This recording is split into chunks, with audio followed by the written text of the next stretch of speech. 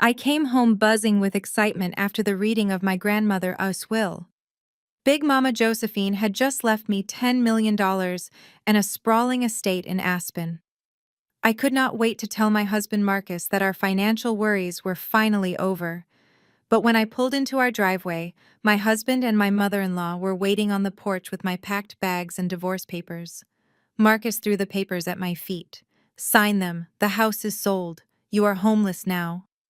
Beatrice smirked. "Go back to the ghetto." I did not cry. I just looked at the papers, looked up at their smug faces, and smiled. Marcus frowned. "What is so funny?" "Actually, the house you just sold belongs to." Before I continue this story, let me know where you are watching from in the comments below. Hit that like button and subscribe if you have ever had to stand up to toxic family members who severely underestimated your worth. My name is Nia. I am 32 years old and I work as a public relations crisis manager. My entire career is built on cleaning up other people, us massive disasters, spinning terrible situations into victories, and outsmarting the most ruthless people in the corporate world. I am paid to stay calm when everything is burning to the ground. But the one crisis I had been failing to manage was my own marriage. I had spent the last 5 years trying to prove my worth to Marcus, and more importantly to his mother Beatrice. Beatrice was a woman completely obsessed with respectability politics. To her, image was everything. She prided herself on being part of the Buckhead elite, attending the right charity galas, knowing the right local politicians, and looking down her nose at anyone who did not have a trust fund or a prestigious family pedigree. She never missed an opportunity to remind me that I came from a working-class neighborhood, raised by a single mother and a tough, loving grandmother. She viewed my presence in her family as a stain on their pristine reputation, a constant reminder that her precious son had settled for someone she deemed socially unfit. But Beatrice did not know Big Mama Josephine. Nobody in their circle really did. My grandmother worked as a housekeeper back in the 1970s, but she was incredibly sharp. She saved every penny, listened to the wealthy folks she worked for, and quietly bought up land in Colorado long before it became a playground for billionaires. When Big Mama passed away, I thought I was just going to a routine lawyer-us office to collect a few sentimental family heirlooms. Instead, I walked out as a multimillionaire. The drive back to my house felt like a dream. I was clutching the steering wheel, tears of joy and disbelief welling in my eyes. Marcus and I had been struggling lately. Or rather, Marcus had been struggling. He liked to play the big shot investor, always wearing custom-tailored suits and driving leased luxury cars to impress his friends and his arrogant brother-in-law, Chad. I thought this inheritance would finally ease the heavy tension in our home. I thought we could pay off the secret debts I knew he was hiding. I thought we could finally start over. I turned my car onto our manicured street, my mind racing with plans. But as I pulled into our wide paved driveway, my heart dropped into my stomach. There, sitting haphazardly on the front porch steps, were my 3 suitcases. Not just any bags, but the designer luggage set Marcus had bought me for our anniversary, now stuffed to the brim with my clothes carelessly spilling out of the zippers. I parked the car and slowly stepped out. The heavy, humid Atlanta air suddenly felt suffocating. Standing at the top of the stairs, looking down at me like I was a stray dog that had wandered onto their property, were Marcus and Beatrice. Beatrice was wearing one of her signature silk blouses, a strand of pearls resting perfectly against her collarbone. Her arms were crossed, and a look of pure, unadulterated triumph stretched across her face. Marcus stood beside her, his jaw set tight. He was trying to look imposing, but to me he mostly just looked like a little boy, hiding behind his mother-used skirt. I walked up the pathway, my eyes darting from my scattered belongings to my husband. My mind instantly shifted from loving wife into crisis management mode. I read their body language. The crossed arms, the elevated physical position on the stairs, the bags acting as a physical barricade. This was an ambush. "Marcus," I said, my voice remarkably steady despite the pounding in my chest. "What is going on? Why are my bags outside?" Marcus did not even have the decency to look me in the eye. He reached into his tailored jacket pocket, pulled out a thick stack of stapled papers, and tossed them down the stairs. They landed right next to my shoes. "Divorce papers," he said coldly. "Sign them. I am done." I stared at the papers, then back at the man I had vowed to spend my life with. "Done?" I asked quietly. "Just like that. You pack my bags while I am at my grandmother Uswill reading." Beatrice let out a sharp, theatrical sigh. "Oh, please, Nia. Let us not drag this out with your usual working-class dramatics." Marcus has finally woken up and realized he deserves a woman of his own caliber.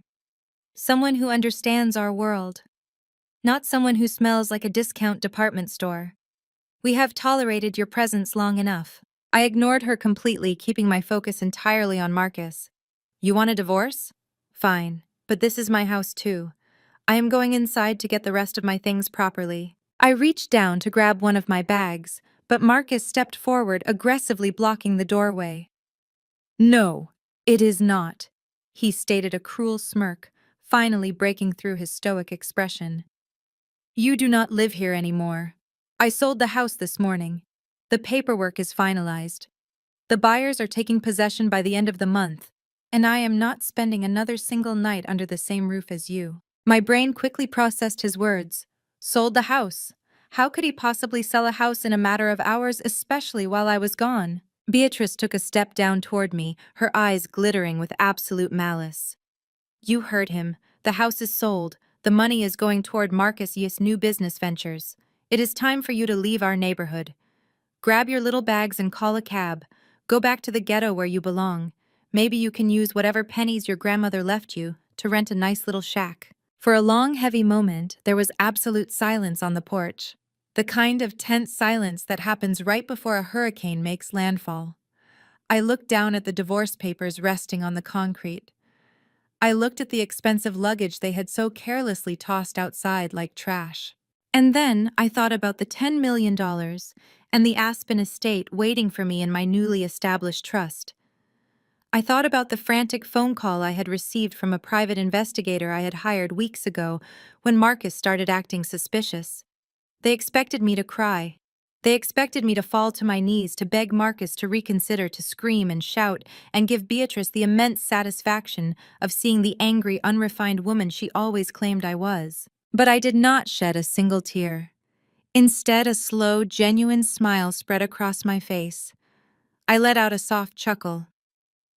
The chuckle grew into a laugh, rich and loud, echoing across their perfectly manicured lawn. Beatrice's triumphant smirk instantly faltered. She took a step back, exchanging a confused, slightly panicked look with Marcus. My reaction was not in their script. "What is so funny?" Marcus demanded, his voice suddenly losing its confident edge. "Have you lost your mind?" I stopped laughing, but the smile remained sharp and dangerous. I slowly bent down, picked up the divorce papers, and dusted them off. "Oh, I will gladly sign these, Marcus. In fact, you just did me the biggest favor of my entire life. But there is one tiny little problem with your brilliant master plan." Marcus frowned, his brow furrowing in confusion. "What problem?" I looked him dead in the eye, dropping my voice to a cold whisper that cut through the humid air like a blade. "You sold the house. Interesting. Because the house you just sold does not belong to you, Marcus." Marcus let out a harsh, barking laugh that echoed off the brick facade of the home we had shared. He took a step forward, his chest puffed out in that aggressive posture he always used to intimidate me. "You are completely delusional, Nia. I have the power of attorney. You signed it last year during our tax filings.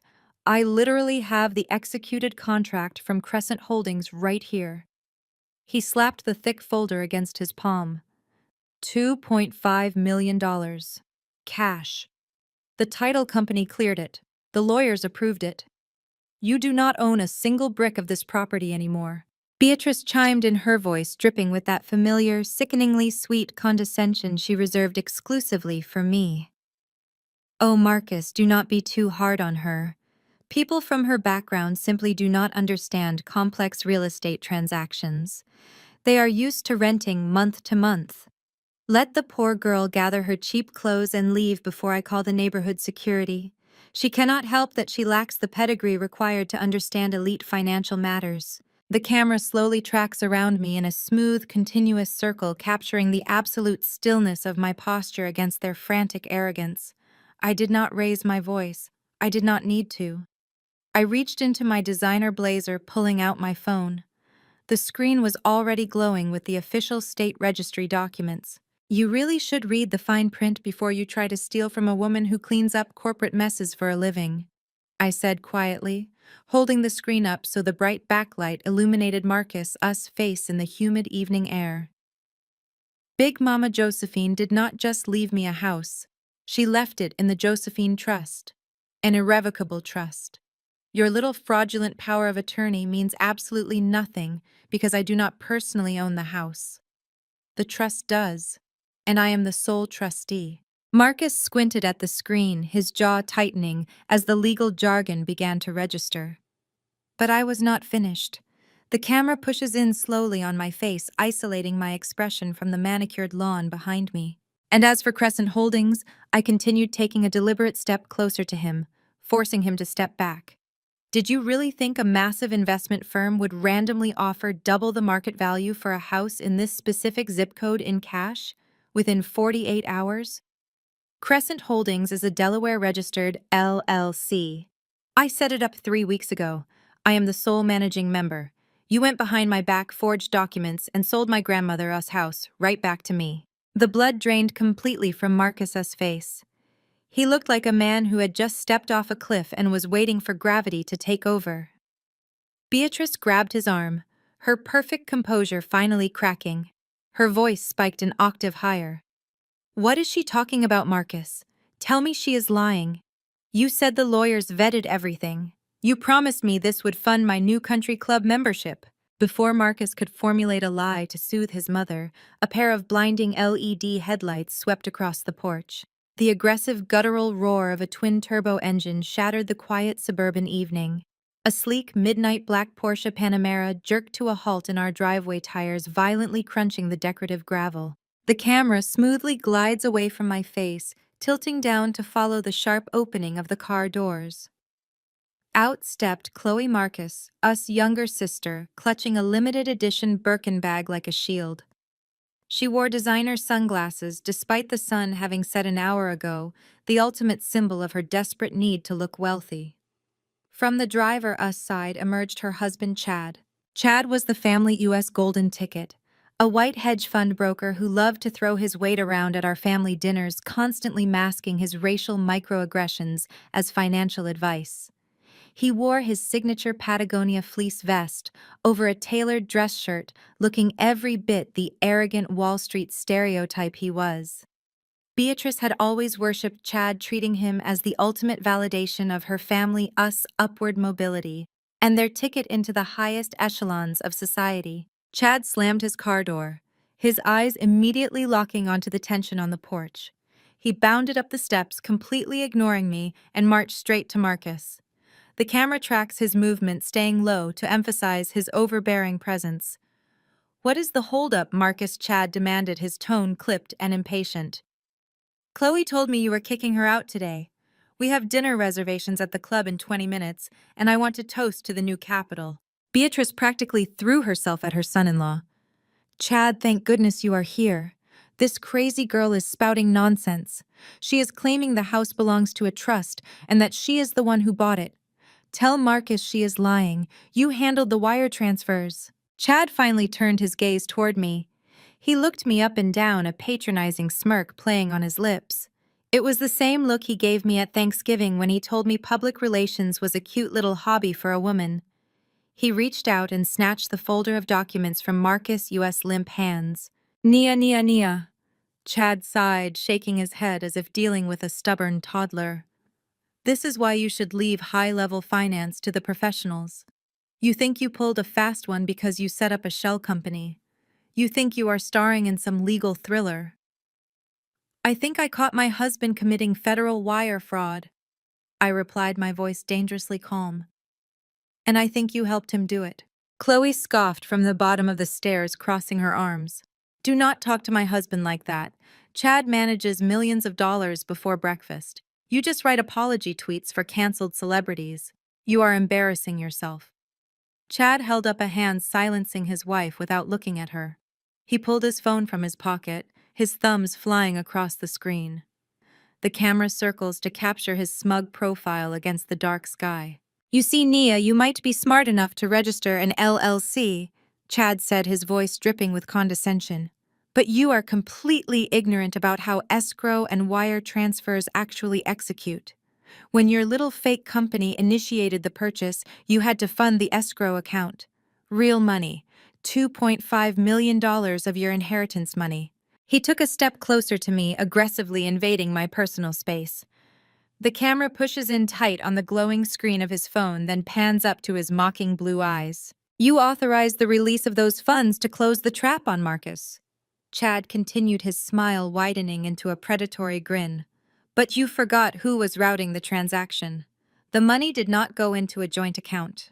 It went directly into an offshore corporate account that Marcus and I control. The transfer cleared exactly 14 minutes ago. The transaction is fully executed and legally binding." He shoved his phone right into my line of sight. The banking app displayed a confirmed incoming wire of $2.5 million.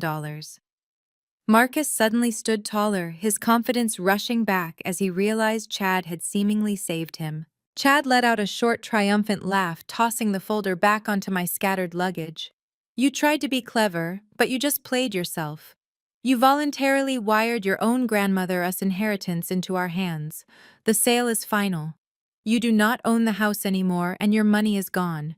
You are completely broke, Nia. Now grab your cheap bags and get off my brother-in-law us property before I have you arrested for trespassing." Chada's mocking grin seemed to freeze in time, blurring and shifting until it morphed into that exact same arrogant expression from 6 months ago.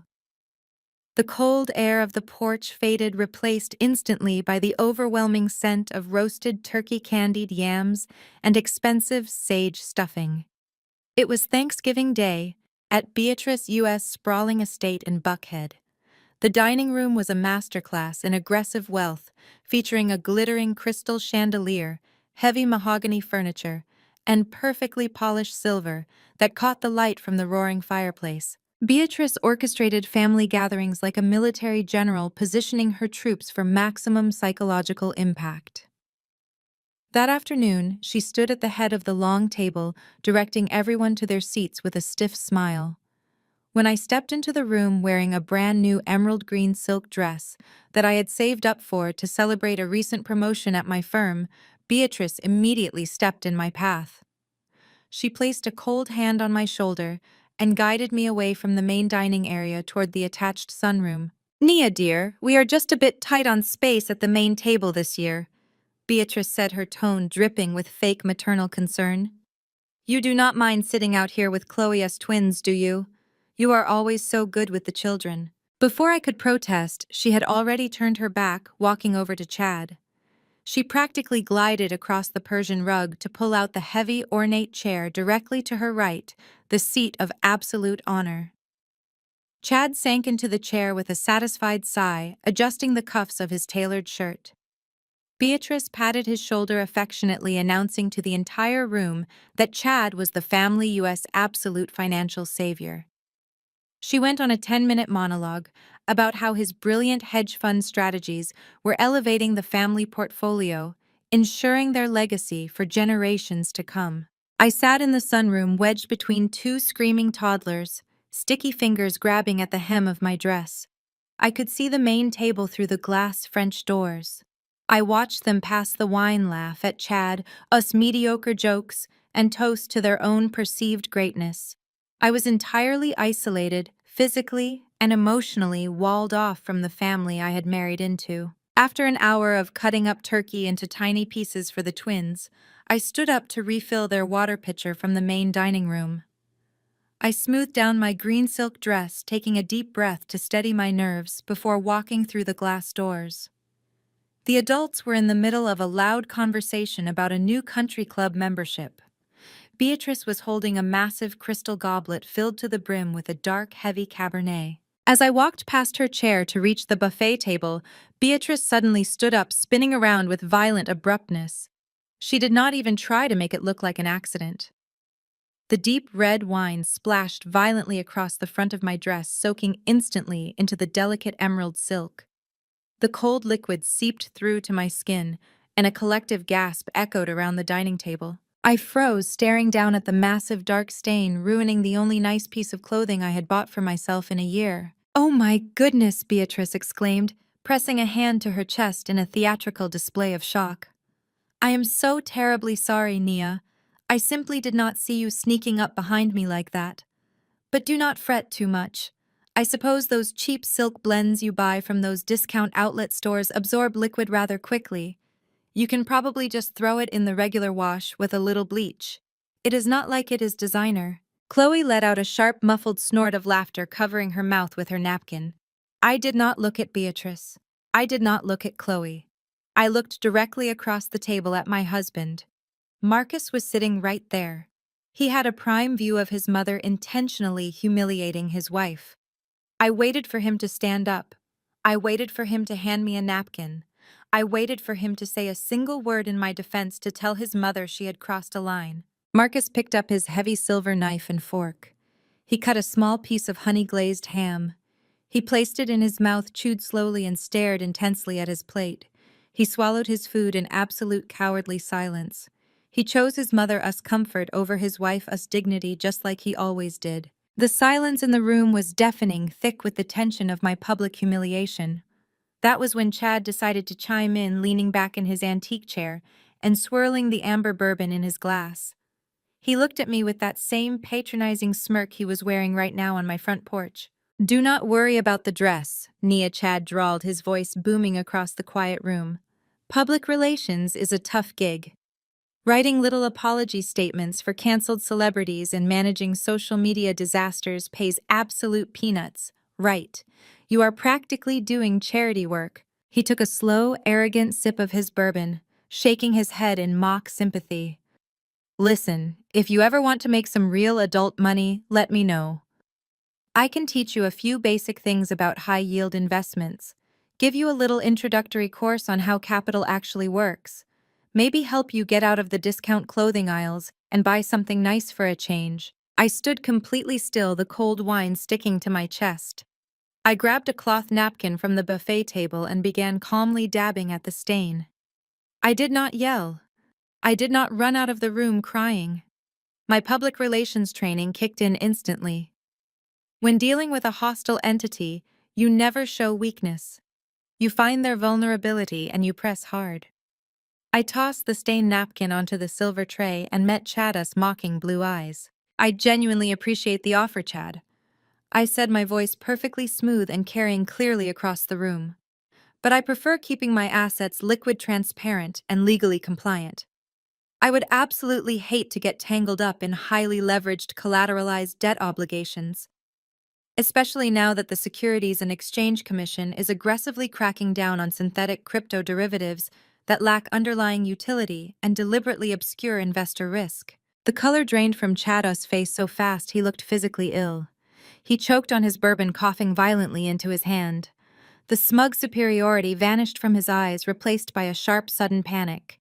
He stared at me, realizing in a fraction of a second that I was not the ignorant working-class girl he thought I was.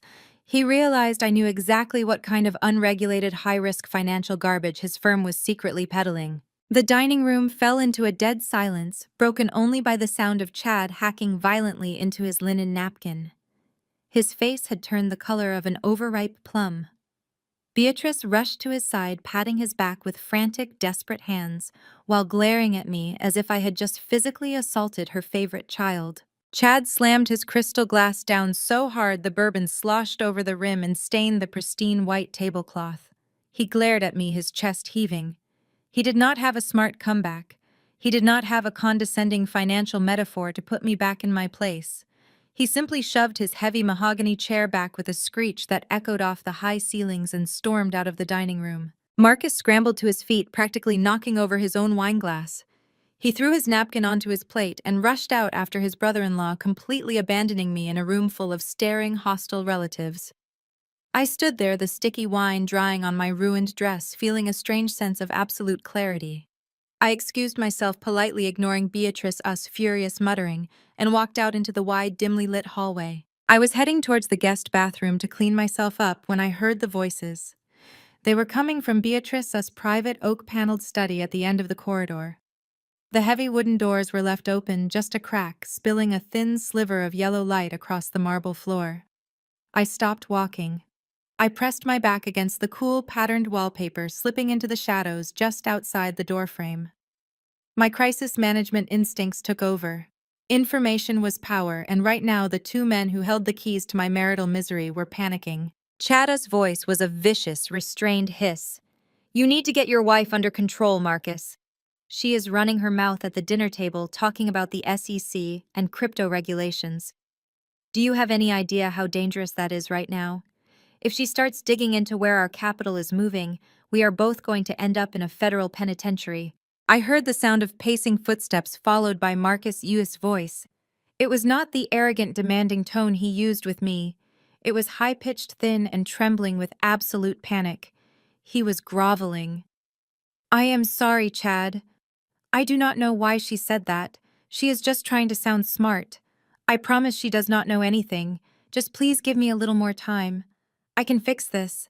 I just need a few more weeks to get the capital together." Chad let out a harsh, humorless laugh. "Time. You do not have time, Marcus. The crypto market just took a massive dive, and your little leveraged positions got completely liquidated.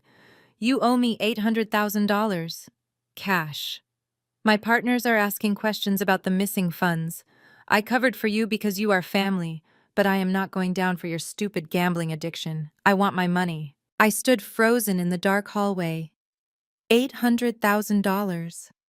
My husband, the man who constantly berated my career and scrutinized my grocery bills, had gambled away nearly $1 million on unregulated digital currency.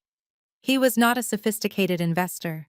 He was an addict in a custom suit, and Chad was his enabler. "I do not have $800,000 in cash," Chad Marcus pleaded, his voice cracking.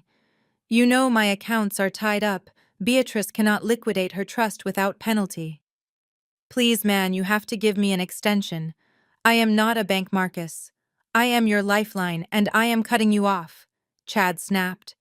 The sharp sound of a fist slamming against a wooden desk echoed through the study. "You want to pay me back. You sell that house you are living in."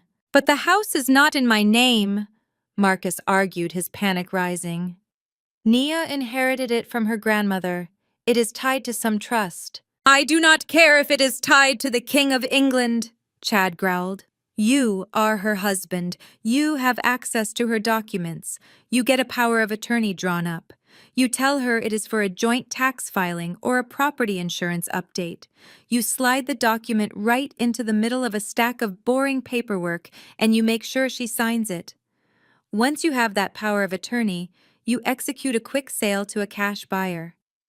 You pay me my $800,000, and you keep the rest to float your failing portfolio." Marcus hesitated. "If she finds out, she will destroy me. She knows people in the media." "She is a public relations girl," Chad said, dripping with disgust. "She is not a lawyer. She is not a financial auditor. By the time she realizes the house is sold, the money will be offshore and there will be nothing she can do. You either get me my money by the end of the month, Marcus, or I am going to the authorities and telling them you embezzled the funds from my firm. You will be in a federal cell before Christmas." The silence that followed was heavy, suffocating, and deeply revealing. I waited for Marcus to defend me. I waited for him to say he would never steal from his wife, to say he would find another way to pay his debts. "Okay," Marcus finally whispered. "Okay. I will get the papers drawn up. I will get her to sign them." I did not gasp. I did not storm into the room and flip the desk. I did not scream at my husband for plotting to steal my inheritance to cover his massive gambling debts. I simply stepped back further into the shadows. The anger that should have burned hot and reckless inside my chest completely crystallized into something ice-cold and incredibly sharp. They thought I was just a naive girl from the wrong side of the tracks.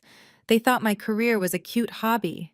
They thought they could use my signature to rob me blind and leave me homeless, while they sipped premium bourbon and laughed at my expense.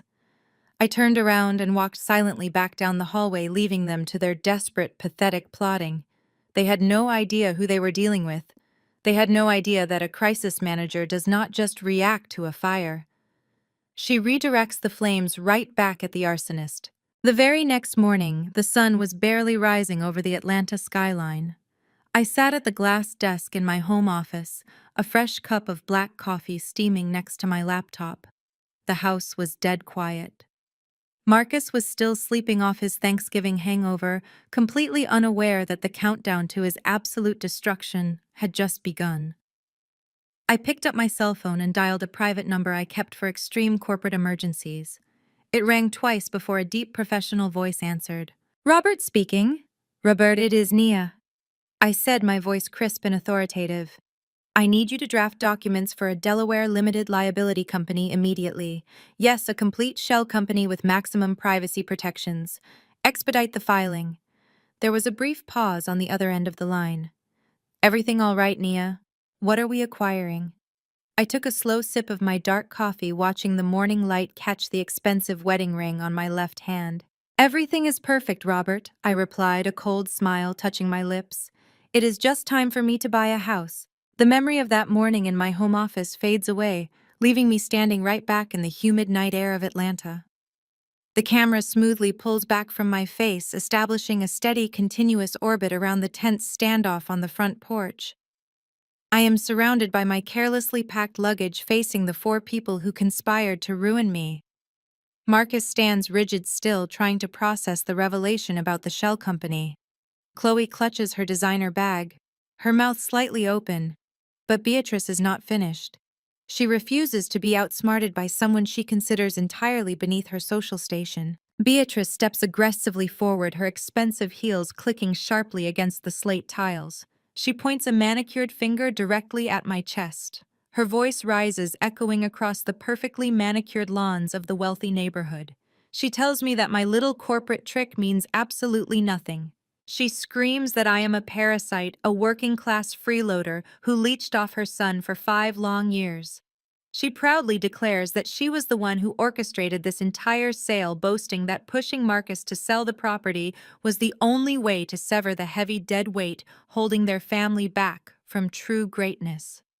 She tells me I will never belong in Buckhead, that I lack the pedigree, the breeding, and the grace required to exist in their elite circles. She stands tall, a smug look of absolute victory washing over her face, waiting for me to break down and cry. I do not move a single muscle. The camera continues its slow circle, capturing the absolute calm in my posture against the frantic, desperate energy of my mother-in-law. I let her finish her entire hateful monologue. I let the silence hang in the air for 3 full seconds. Then I raise my phone. "You talk entirely too much, Beatrice," I say, my voice completely steady. "And you are incredibly careless with who you invite into your home." I tap the screen of my phone. A crisp, clear audio recording begins to play at maximum volume, cutting through the quiet suburban night. It is Beatrice speaking. Her voice is unmistakable, recorded just 48 hours ago in the very sunroom where she once intentionally ruined my silk dress. The audio captures her speaking to Marcus, complaining about the exorbitant cost of loyalty. The recording is devastatingly clear. Beatrice explicitly details how she drove to a less reputable side of town, withdrew $10,000 in unbanded cash, and handed it directly to a corrupt notary public named Harold. She laughs on the recording, mocking how incredibly easy it was for Harold to forge my signature on the power of attorney documents. She brags about bypassing the legal system, stating that a little bit of cash can fix any problem when you are dealing with desperate working-class people. The recording ends with a sharp click. The transformation on the porch is instantaneous and severe. Beatrice loses every ounce of her color. Her face turns ash white, and the smug superiority completely vanishes, replaced by raw, unadulterated terror. She looks like a woman who has just watched the floor drop out from underneath her. She takes a stumbling step backward, her hand flying to her chest, clutching her pearls as she struggles to draw breath. Chloe gasps loudly, physically backing away from her mother, as if Beatrice has suddenly caught a contagious disease. Marcus looks paralyzed, his eyes darting frantically between his mother and my phone. For a moment, it looks like absolute victory. But Chad, the arrogant hedge fund broker, refuses to accept defeat. The camera drops slightly, angling up at Chad as he forcefully inserts himself into the center of the confrontation. He throws his shoulders back, attempting to use his physical size to intimidate me. He lets out a harsh, dismissive bark of laughter. "You really think you have won something here?" Nia Chad demands, his voice dripping with condescension. "You think you are starring in a courtroom drama? That audio file is a joke." Chad takes a step closer, pointing aggressively at my phone. "It is completely inadmissible in civil court.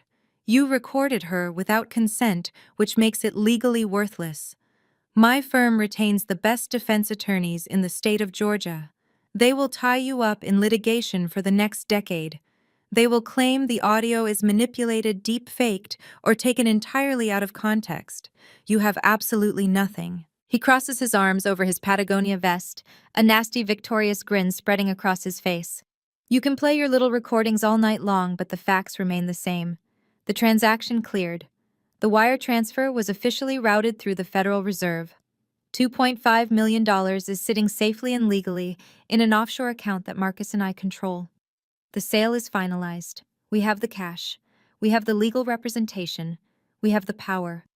He leans in close, his voice dropping to a harsh whisper. "You are a public relations girl with a bunch of suitcases on a porch. We have millions. What exactly do you have?" The camera pushes in tight on my face, stopping its continuous orbit to focus entirely on my reaction. I do not look angry. I do not look defeated. I look at Chad with a deep, genuine sense of overwhelming pity. I tilt my head slightly, letting a soft, sympathetic smile touch my lips. "Are you absolutely sure the money is in Marcus' U.S. account, Chad?" I ask, my voice barely above a whisper, yet carrying the weight of a judge delivering a final sentence. "Why do you not open your phone and check?" The heavy silence of the humid suburban night hung over the porch like a physical weight. Chad let out a short, forced laugh that sounded more like a bark, trying to maintain his posture of absolute superiority. He looked at me as if I had just suggested the sky was falling. He shook his head, his blonde hair catching the harsh glare of the security lights. He did not reach for his phone. He believed his own lies too deeply to ever doubt them. But Marcus was not Chad. Marcus lacked the sociopathic confidence required to ignore a direct threat. The color had already drained from Marcus's face, leaving his skin a sickly pale gray. His hands began to tremble so violently that he dropped the thick folder of forged real estate documents onto the decorative gravel. Ignoring the scattered papers, he frantically shoved his hand into the pocket of his tailored slacks and pulled out his phone. He tried to unlock the screen using facial recognition, but his face was slick with a sudden cold sweat. The device rejected him. He swore under his breath, a desperate guttural sound, and jabbed his thumb against the screen, manually typing in his passcode with shaking fingers. Chad turned his head, his mocking smile finally slipping as he watched his brother-in-law unravel. "What are you doing, Marcus?" Chad snapped, his tone sharp and irritated.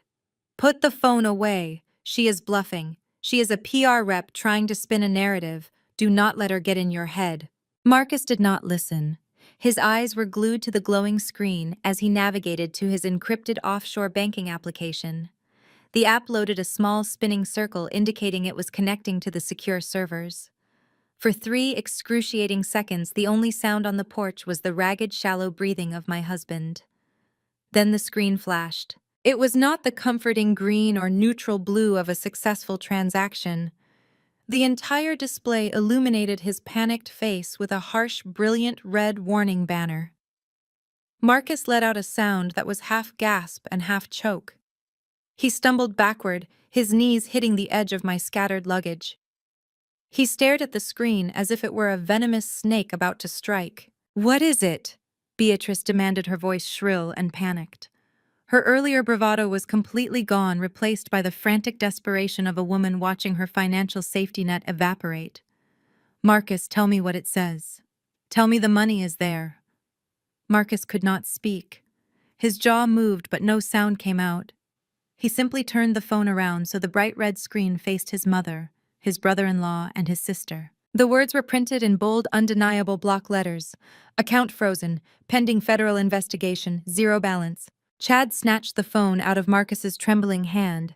He stared at the error message, his eyes darting frantically across the screen, reading the fine print of the banking alert. The arrogant hedge fund manager who had just threatened to have me arrested for trespassing suddenly looked like a trapped animal. He tapped the screen aggressively, trying to force the application to refresh, trying to bypass the federal hold. The red banner remained completely immovable. "What did you do?" Chad roared, spinning around to face me. He took a threatening step forward, raising the phone as if he wanted to throw it at my head. "Where is the wire transfer, Naya?" My firm routed that money through an encrypted Cayman portal. It was untraceable. Where is my $2.5 million? I did not step back. I held my ground, standing perfectly still amidst my packed suitcases. The camera slowly pushes in, isolating my calm expression against the backdrop of their absolute chaos. "You really think I just write apology tweets and draft press releases, do you not, Chad?" I said, my voice smooth and dangerously quiet. "You think crisis management is just smiling at reporters and handing out non-disclosure agreements? When a Fortune 500 CEO gets caught embezzling millions of dollars, or a tech billionaire has his private servers compromised, who do you think the board of directors calls to clean up the digital footprint? They call my firm. And they call me." I took a slow, deliberate step toward him, forcing the towering hedge fund manager to plant his feet defensively. To scrub a financial crime from the public record, you have to know exactly how financial crimes are committed, I explained, watching the realization slowly dawn in Chad's panicked eyes. You have to understand encryption, routing numbers, digital escrow transfers, and offshore banking loopholes. I deal with high-level cybersecurity breaches before breakfast. And Marcus, you are incredibly sloppy with your cybersecurity. Marcus flinched, wrapping his arms around his own torso, as if trying to physically shield himself from my words. "You used the same lazy 8-character password for your secure crypto wallet that you use for our home Wi-Fi network and your primary checking account." I continued, my gaze shifting to my husband. "When you started spending hours locked in your home office whispering on the phone with Chad, I did not just listen at the door. I logged into our router. I mirrored your laptop. I watched every single keystroke, every panicked email, and every desperate attempt to forge Big Mama Josephine's trust documents." Beatrice let out a high-pitched wail, pressing her hands over her face. Chloe stood frozen beside her husband, her designer sunglasses slipping down the bridge of her nose, her mouth opening and closing silently. "You hacked his computer!" Chad accused, his voice trembling with a mixture of rage and fear. "That is illegal. That is a federal offense." "I intercepted a fraudulent wire transfer involving my own stolen property," I corrected him sharply. "I call it proactive asset protection." When Marcus finalized the sale of my house to the Delaware LLC I set up, he was incredibly eager to initiate the escrow payout. He filled out the wire transfer instructions on a digital PDF, routing the $2.5 million straight to your offshore account, Chad. But before he hit send, I simply intercepted the document on our local network. I reached into my blazer pocket and pulled out a single folded sheet of paper. I opened it and held it up to the porch light. It was a printed copy of the final executed wire transfer receipt from the title company. I altered the destination account numbers on the PDF before it ever reached the escrow officer. I explained, watching Chad's eyes lock onto the document. The title company did exactly what they were supposed to do. They verified the sale cleared the funds and wired $2.5 million in cash. They just did not wire it to the Cayman Islands. Chad lunged forward, grabbing the paper from my hand. He scanned the destination routing numbers, his lips moving silently as he read the recipient information. His face went from pale to completely translucent. The paper shook violently in his grip. Chloe grabbed his arm, her perfectly manicured nails digging into his Patagonia vest. "Chad," she pleaded, her voice tight with panic. "Chad, what does it say? Where did she send the money?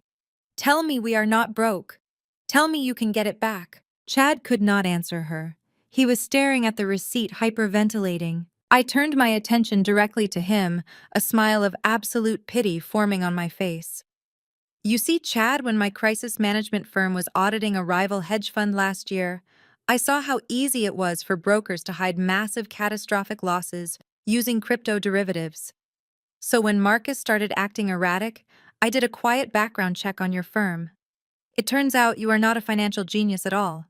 You are a fraud. Your fund has been bleeding cash for 3 straight years, and you have been hiding those losses through an illegal network of offshore tax shelters. Chad dropped the paper. It fluttered to the porch landing softly next to Marcus's expensive leather shoes. I made sure that escrow wire transfer went exactly where it belonged, I said, raising my voice so it echoed clearly in the quiet night air. That $2.5 million was paid directly to the massive federal tax evasion debt that your hedge fund has been hiding from the government for the past 3 years. Thank you, Marcus, for paying off your brother-in-law's federal tax debt. The silence following my final words did not just settle over the porch. It slammed down like a physical weight, crushing the air out of their lungs. Chad stared at the printed receipt, resting on the decorative gravel, as if it were a live hand grenade. The gears in his head were visibly grinding as the catastrophic reality of my actions fully took hold. A sudden anonymous payment of $2.5 million to a delinquent federal tax account was not a quiet resolution. It was a massive, glaring red flag. It was a blaring siren alerting the government to a massive hoard of undocumented cash. Chad let out a guttural sound that was completely devoid of his usual polished arrogance. It was the raw, panicked noise of a cornered predator realizing the trap had just snapped shut. He lunged forward, closing the distance between him and Marcus in a single violent stride. He grabbed Marcus by the collar of his custom-tailored shirt, twisting the expensive fabric so tightly that the top 2 buttons popped off and pinged sharply against the brick facade of the house. "What the hell did you do?" Chad roared, his face mere inches from Marcus. His terrified eyes. The veins in Chad's neck bulged against his skin, his perfect Wall Street composure entirely evaporated. "You stupid, incompetent liability. Do you have any idea what you just triggered? If the IRS sniffs this money, if they trace this sudden, massive deposit back to my firm, I will be investigated by the FBI. They will freeze every single asset I manage. They will audit every ledger. You just handed the federal government the exact map they need to dismantle my entire fund." Marcus choked, gagging as Chad twisted the collar tighter, cutting off his air supply. He clawed weakly at Chad's thick wrists, his polished loafers slipping frantically against the decorative gravel. "I did not know." Chad Marcus gasped, his voice a pathetic, high-pitched wheeze. "I swear I did not know she was watching the network. She tricked me. Naya set me up." "You set yourself up, you arrogant fool," Chad screamed, shaking him so violently that Marcus's head snapped back and forth. "I told you to make sure the transaction was clean. I trusted you to handle your own wife. Now my firm is exposed. I am exposed. I am going to lose my licenses, my clients, my freedom, because you could not secure a simple digital transfer." Beatrice stood frozen for a fraction of a second, watching the 2 pillars of her financial security physically tear each other apart on her front lawn. The illusion of her perfect aristocratic family was shattering into a million irrecoverable pieces. Panic finally overpowered her shock. She dropped her designer handbag and threw herself into the melee. "Chad, stop it!" Beatrice shrieked, her voice cracking with hysteria. She grabbed Chad's forearms, digging her manicured fingernails into his flesh, trying to pry his massive hands away from her golden child. "You are hurting him." Chad, let him go right now. "This is a misunderstanding. We can fix this. We have lawyers. We can call the bank." "There is no bank to call." Beatrice, Chad spat, shoving her hands away, but finally releasing his death grip on Marcus' U.S. shirt. Marcus collapsed onto the gravel, gasping for air and clutching his bruised throat. Chad loomed over him, breathing heavily, his eyes wild with unadulterated terror. "You cannot call customer service and ask for a refund from the Internal Revenue Service. The money is gone, and the feds are going to come looking for the rest of it." Beatrice looked down at her son, coughing on the ground, and then looked up at her son-in-law, who was currently pacing the driveway like a madman, running his hands through his perfectly styled hair. She realized in that instant that Chad was no longer their golden ticket. He was a sinking ship, and he was about to drag their entire family down to the bottom of the ocean with him. Beatrice needed a scapegoat. She needed someone to absorb the blame, someone to sacrifice, so she could maintain her own delusion of innocence. She spun around, her eyes locking onto her daughter. Chloe was backed up against the side of the black Porsche Panamera, trembling visibly, her arms wrapped tightly around her limited edition Birkin bag, as if it could somehow protect her from the implosion of her life. Beatrice marched toward her daughter, her expression twisting into a mask of vicious accusation. "This is your fault!" Beatrice screamed, pointing a shaking finger directly at Chloe's face.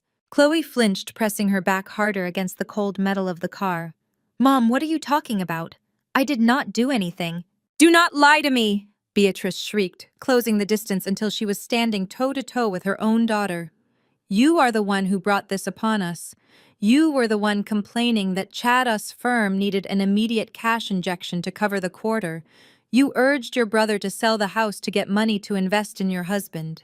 You pushed Marcus into this desperate corner." "I did not." Chloe cried out, her voice entirely stripped of its usual privileged boredom. "Mom, I swear I did not know Chad was in trouble with the IRS. I just wanted my country club fees paid. You are the one who told Marcus to forge the documents. You paid the notary. You set this whole thing up. I was protecting this family U.S. legacy," Beatrice roared, completely ignoring her own blatant hypocrisy. "I was trying to secure our future. But you manipulated your brother because you are too weak to manage your own husband's financial failures. You sacrificed Marcus' marriage just to keep up your pathetic facade of extreme wealth. You ruined us, Chloe." The camera slowly pans back to me standing quietly by my luggage. I did not intervene. I did not gloat or shout or throw insults. I did not have to. I simply stood back in the shadows, allowing the cold, hard light of reality to finally expose the deep, rotting core of the family I had spent 5 years trying to please. I watched them cannibalize each other with the clinical detachment of a scientist observing a chemical reaction. When you strip away the designer clothes, the imported cars, and the massive trust funds, they were nothing but desperate, selfish cowards entirely willing to devour their own flesh and blood to save themselves. Chloe's perfectly applied makeup was completely ruined, black streaks of expensive mascara running down her flushed cheeks. She looked back and forth between her furious mother, her terrified husband, and her brother, who was still kneeling on the gravel trying to catch his breath. The realization hit Chloe that she was being positioned to take the fall for the entire criminal conspiracy. Beatrice was going to throw her to the wolves to save Marcus and protect her own skin. Something inside the spoiled, protected sister finally snapped. "I did not urge him." Chloe screamed at the top of her lungs, her voice echoing violently down the quiet suburban street. She threw her designer bag onto the hood of the Porsche and marched straight past her mother, pointing directly at Marcus' pale, sweating face. "Do not try to put this on me, Mom. I did not make him sell anything. He needed the money to run away with his mistress."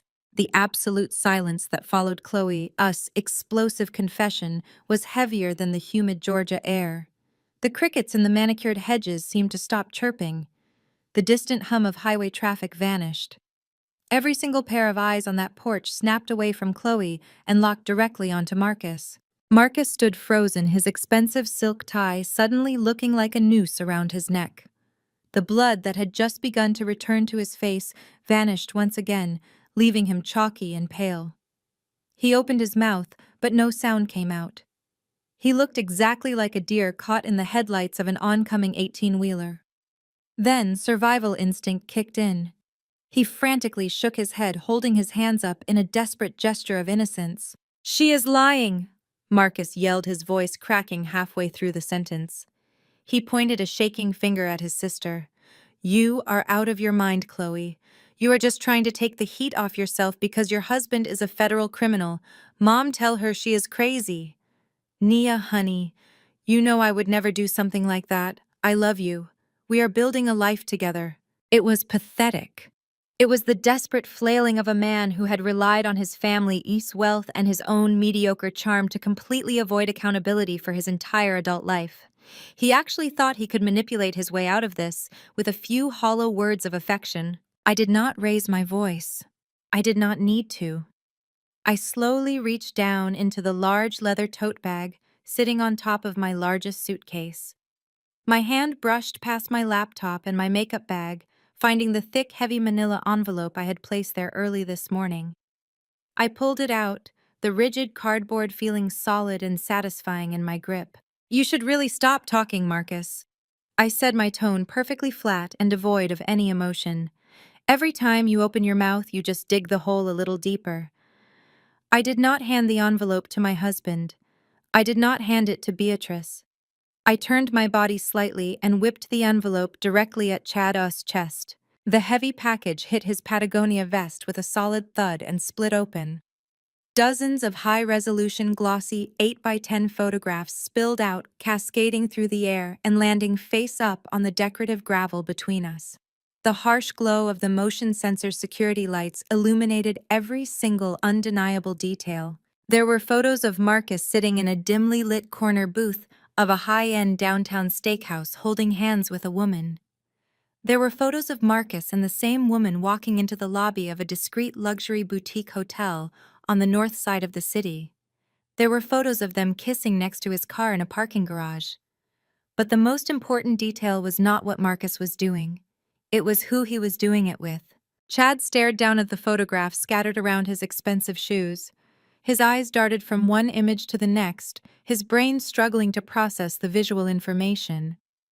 The woman in the photos had striking platinum blonde hair worn in a very specific sharp bob. She was wearing designer pencil skirts and carrying a distinctive red leather briefcase. That is not just some random girl from a bar, Chad, I said, stepping forward, so I was standing right over the scattered evidence. Take a really good look at her face. That is Jessica, your senior executive assistant, the woman who manages your daily schedule. The woman who handles your encrypted communications. Chad's breathing stopped completely. His chest stopped moving. He stared at the picture of Marcus and Jessica kissing, and the reality of the situation crashed into him like a physical blow. You see, Chad? I continued, my voice carrying the steady, rhythmic cadence of a seasoned prosecutor delivering a closing argument. Marcus is not smart enough to execute a complex offshore wire fraud by himself. He barely understands how to manage his own checking account. He needed an inside man, or rather an inside woman. Jessica holds the keys to your entire kingdom, does she not? She has the administrative passwords to your hidden ledgers.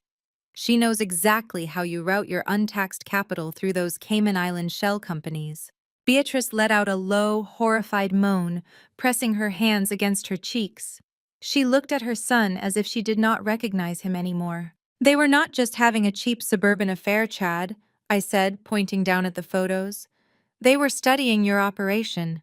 They were plotting. Marcus was not going to give you that $2.5 million from the house sale. He was going to use it to fund a new life. He and Jessica were quietly transferring your hidden offshore assets into a completely separate, untraceable crypto wallet. They were going to drain your illegal funds, blind you completely, and disappear to a non-extradition country before you even realized the money was missing. They were going to leave you holding the bag for the SEC and the IRS. The absolute magnitude of the betrayal short-circuited Chad's brain. He realized in one terrifying instant that the brother-in-law he had constantly mocked and belittled had been actively conspiring with his own trusted assistant to steal his hidden wealth and destroy his life. Marcus was not just a loser, he was a parasite actively chewing through Chad's financial lifelines. Chad let out a roar that did not sound human. It was a raw, guttural sound of pure, unadulterated masculine rage. He lunged forward with terrifying speed. Marcus did not even have time to raise his hands in defense. Chad grabbed the front of Marcus' expensive dress shirt, twisting the fabric in his massive fists, and slammed him backward against the brick column of the porch. The impact rattled the windows of the estate. "You absolute parasite!" Chad screamed, spittle flying from his lips. "You thought you could steal from me. You thought you could take my money and my assistant and leave me to take the fall for the feds. I gave you everything. I kept you afloat when you were drowning in debt, and you try to ruin me." Chad pulled his right arm back, the muscles in his shoulder bunching tight beneath his shirt, and drove his fist directly into Marcus's face. The sound of bone cracking echoed sharply across the lawn. Marcus crumpled instantly, his legs giving out beneath him. He hit the gravel hard, rolling onto his side and clutching his jaw. Bright red blood immediately began to spill from his split lip, and his nose dripping onto the crisp white collar of his shirt. Chad stood over him, chest heaving, his hands balled into tight, trembling fists, ready to strike again. Beatrice screamed a high-pitched, piercing sound of maternal terror. She threw herself forward, grabbing Chad's arm and pulling with all her remaining strength. "Stop it, Chad!" Beatrice shrieked, tears finally ruining her perfect composure.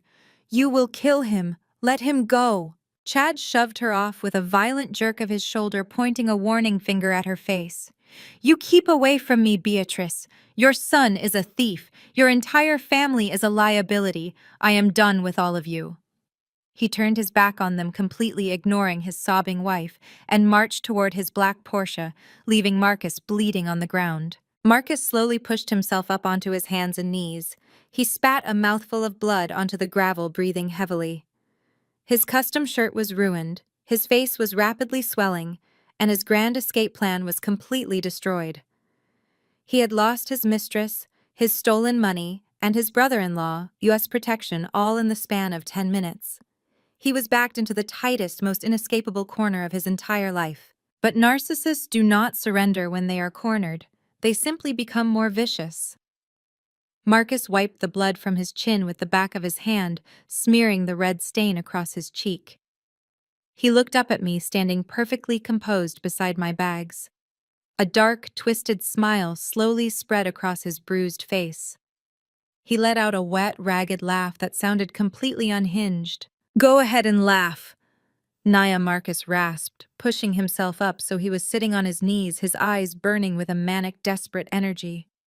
"Let Chad walk away. Let the feds take his money. I do not care. You think you won because you froze the house sale. You think you outsmarted me." He gripped the edge of a brick planter, pulling himself unsteadily to his feet. He swayed slightly, but his gaze never left mine. "You forgot one very important detail about our little marriage, Nia," he sneered, his voice rising in volume, filled with toxic, triumphant venom. "We live in a state with equitable distribution laws. You just inherited $10 million from that old hag Josephine. You put the house in a trust, but you did not hide the liquid cash fast enough. Under marital law, I am entitled to half of every single dime you brought into this marriage." He took a stumbling step toward me, pointing a bloody finger at my face. "You are going to pay me $5 million, Nia. I do not care what it takes. I will hire the most vicious, ruthless divorce attorneys on the Eastern Seaboard. I will drag your name through the mud. I will tie up your entire inheritance in probate court for the next 20 years. You think you ruined my life today. I am going to use your own grandmother us money to completely destroy yours." Beatrice immediately rushes forward to shield her son. She drops to her knees on the sharp gravel, completely ignoring the ruin of her designer skirt. She pulls a monogrammed silk handkerchief from her pocket and begins dabbing frantically at the blood pouring from Marcus's split lip. She glares up at Chad with absolute venom, but her primary focus remains fiercely locked on me. She hauls Marcus to his feet, wrapping her thin arm around his waist to steady his swaying frame. Her chin tilts upward, her posture screaming of old money entitlement and vicious matriarchal pride. "He is exactly right," Beatrice declares, her voice ringing out across the manicured lawns, sharp and triumphant. Her eyes gleam with a sudden, intoxicating dose of greed. "You actually thought you could outmaneuver us, Nia. I knew from the day you married my son that you were hiding something. I knew you were trying to secure your own assets while leeching off our social standing. That is why I went into Marcus's home office safe 3 years ago. I took a copy of your prenuptial agreement and I handed it directly to the most ruthless estate litigators in Atlanta." She pats Marcus's chest, smoothing down his ruined, bloody shirt as if presenting him as the ultimate victor. "They tore your little contract apart." Beatrice boasts a sickeningly sweet smile stretching across her face. "They found the loopholes you thought you so cleverly disguised. The document lacks proper independent counsel verification on the final addendums and fails to accurately disclose the full projected value of Josephine Must Trust. In the eyes of a Georgia family court, that agreement is entirely void. It is legally worthless. Marcus spits another mouthful of blood onto the ground, but he manages to mirror his mother's arrogant smirk. He leans heavily against Beatrice, his confidence returning in a rush of toxic adrenaline. "You are going to finance my new life?" "Naya." Marcus slurs his words, slightly muffled by his swelling jaw. "I will take half of the Aspen estate. I will take half of the 10 million. I will have your accounts frozen by tomorrow morning. You thought you left me with nothing, but you just handed me the keys to your entire generational wealth. I am going to bleed you dry, and there is not a single thing your crisis management skills can do to stop it." I do not move. I do not flinch. I stand perfectly still in the humid night air, letting the absolute silence stretch out between us. I let their delusions of grandeur hang suspended in the darkness. Then I begin to laugh. It starts as a low, soft chuckle echoing from the back of my throat. It is not hysterical or defensive. It is a sound of pure, unadulterated amusement. The laugh grows louder, echoing against the brick pillars of the sprawling suburban house, cutting through the tension like a newly sharpened blade. The camera slowly pushes in, leaving the chaotic background of the porch and focusing entirely on my face. My expression is sharp, cold, and utterly merciless. The triumphant smiles on Beatrice and Marcus's faces instantly falter. The deep-seated paranoia that defines their existence flares to life. They recognize the sound of someone who holds an unbeatable hand. "You really are a remarkable piece of work, Beatrice," I say, my voice steady and smooth. "You spent thousands of dollars paying elite lawyers to review a stolen document. But you made one catastrophic error. The document you stole from Marcus's safe was a draft. It was a preliminary mock-up printed 3 weeks before our wedding." Beatrice freezes her hand hovering over Marcus's shoulder. The color drains from her cheeks, leaving her looking haggard and old. I reach into my leather tote bag and pull out a thick, heavy envelope sealed with red wax and stamped with the insignia of my grandfather, U.S. legendary law firm.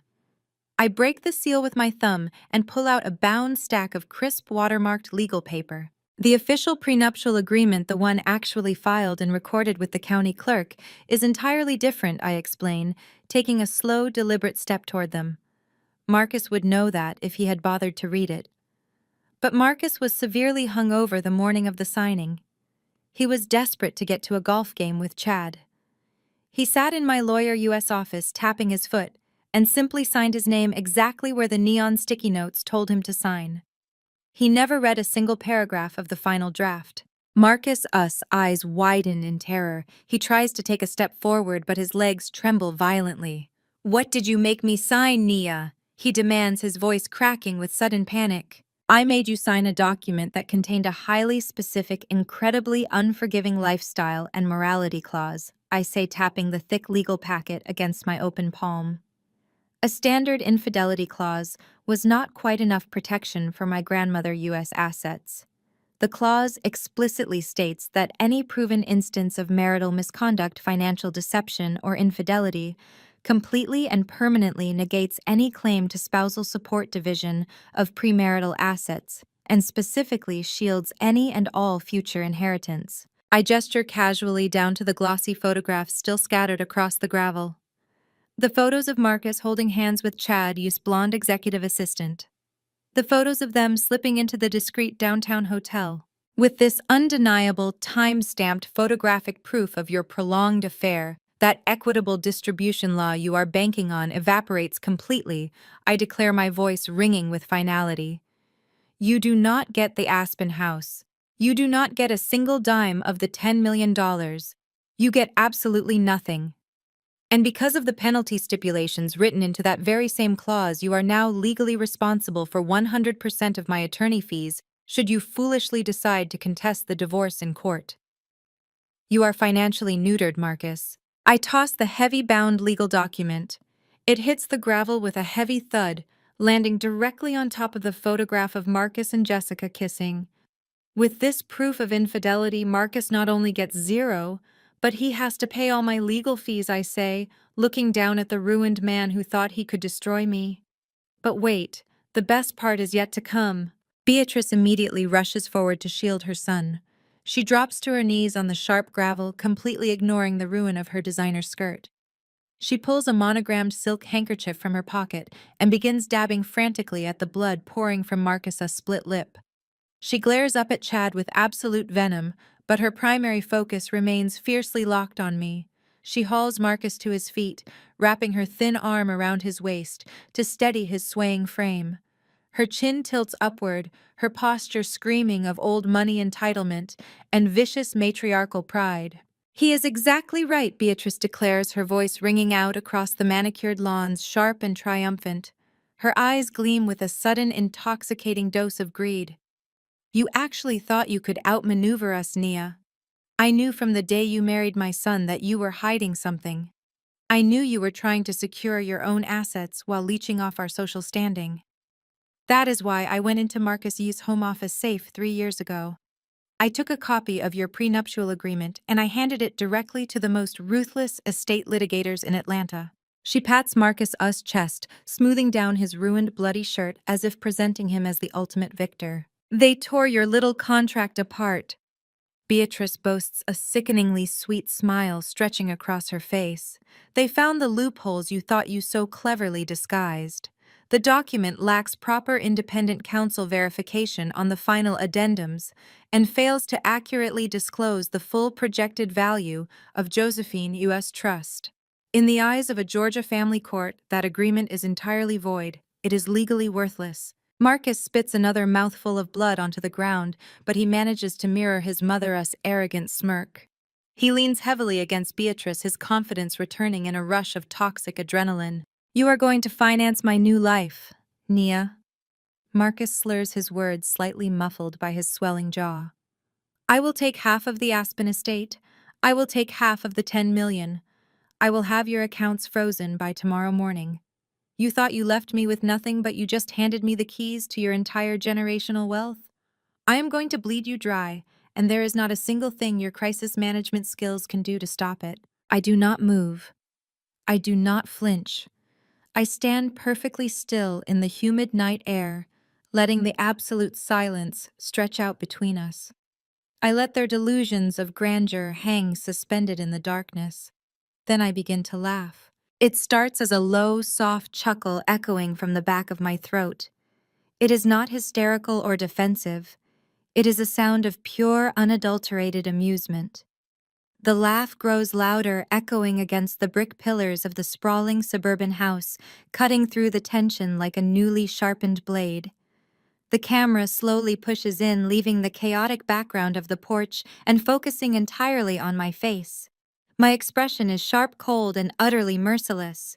The triumphant smiles on Beatrice and Marcus's faces instantly falter. The deep-seated paranoia that defines their existence flares to life.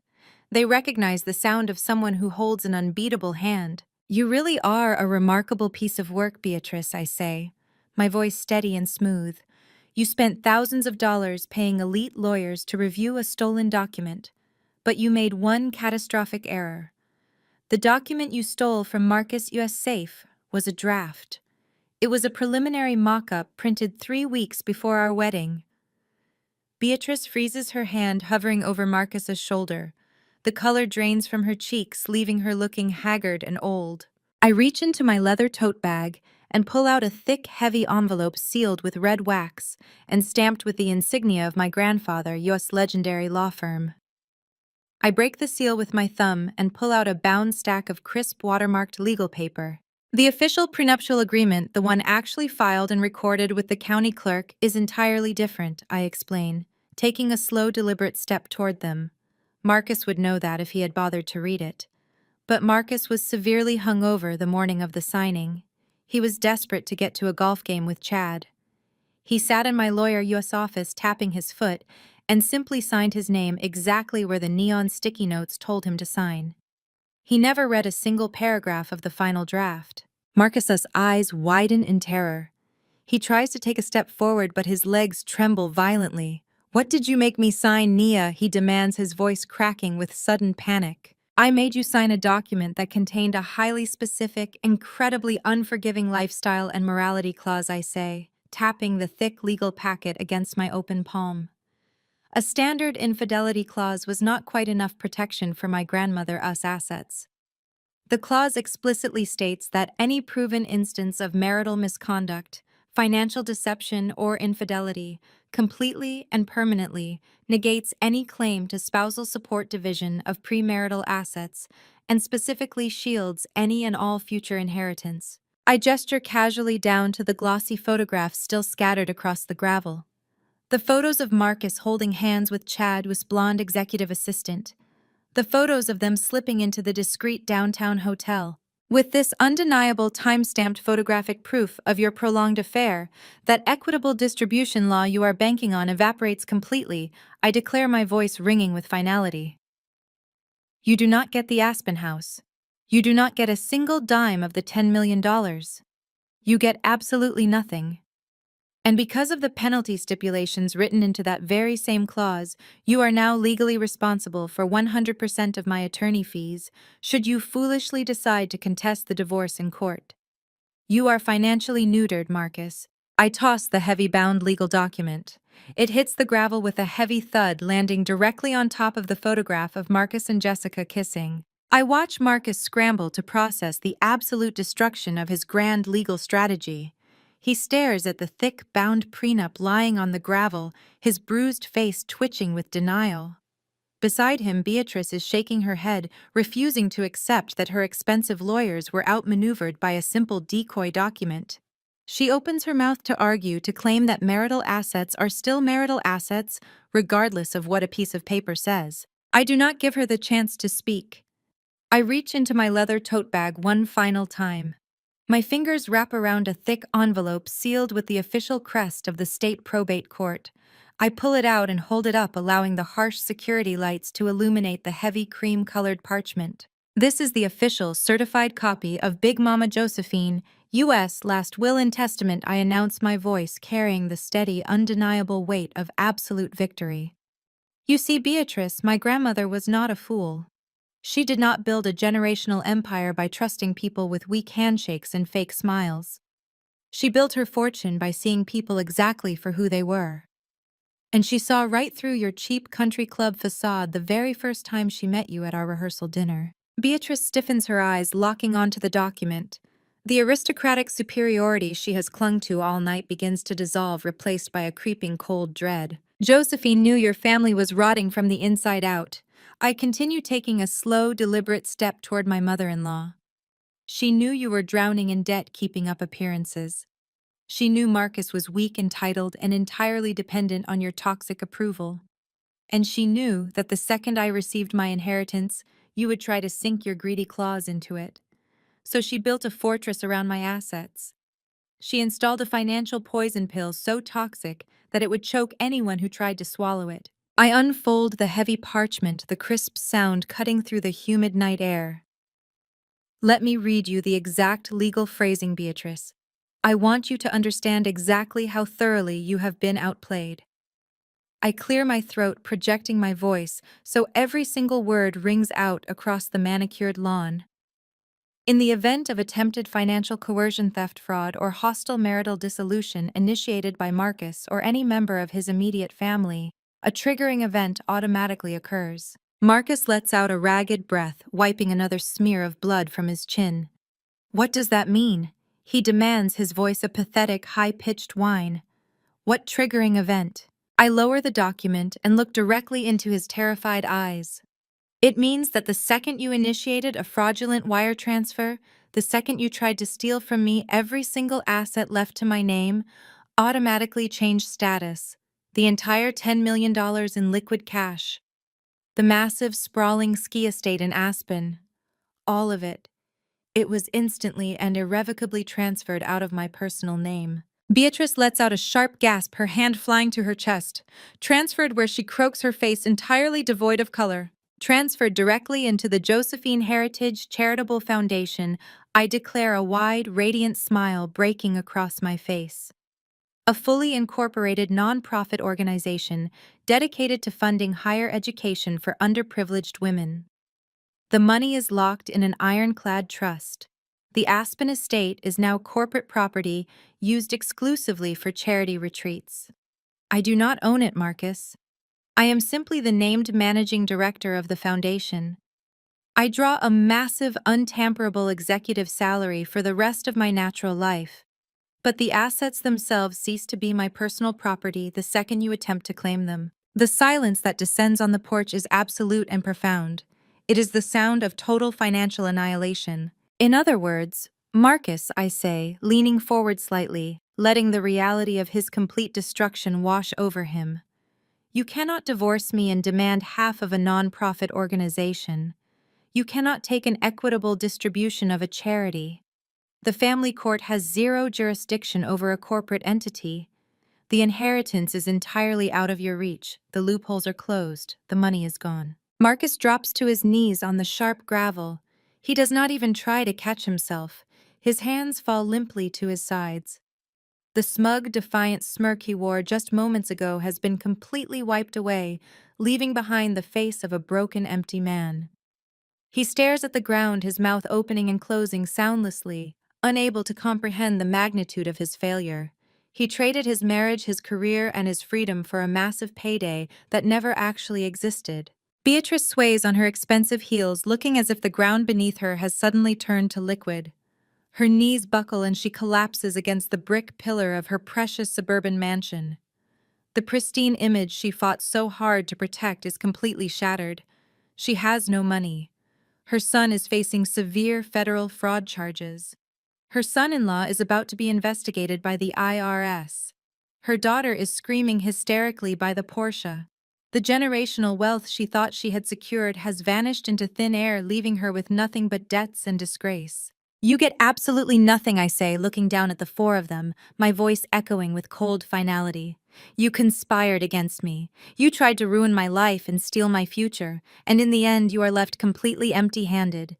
You are totally and utterly broke. Chloe sinks to the ground beside the front tire of the car, burying her face in her hands and sobbing uncontrollably. Chad remains frozen near the driveway, staring blankly into the darkness, his mind entirely consumed by the impending arrival of federal auditors. Marcus is a bleeding, shivering mess on the gravel. Beatrice just stares at me, her eyes wide and vacant, finally realizing that she picked a fight with someone who was always 10 steps ahead. I turn my back on them and reach for the handle of my largest suitcase, preparing to walk down the driveway and leave them to wallow in the wreckage of their own making. But before I can take a single step, a new sound cuts through the heavy, suffocating silence of the night. It starts as a faint, distant wail echoing from the main highway. It grows louder rapidly, piercing the quiet suburban atmosphere. The sound is sharp, urgent, and entirely unmistakable.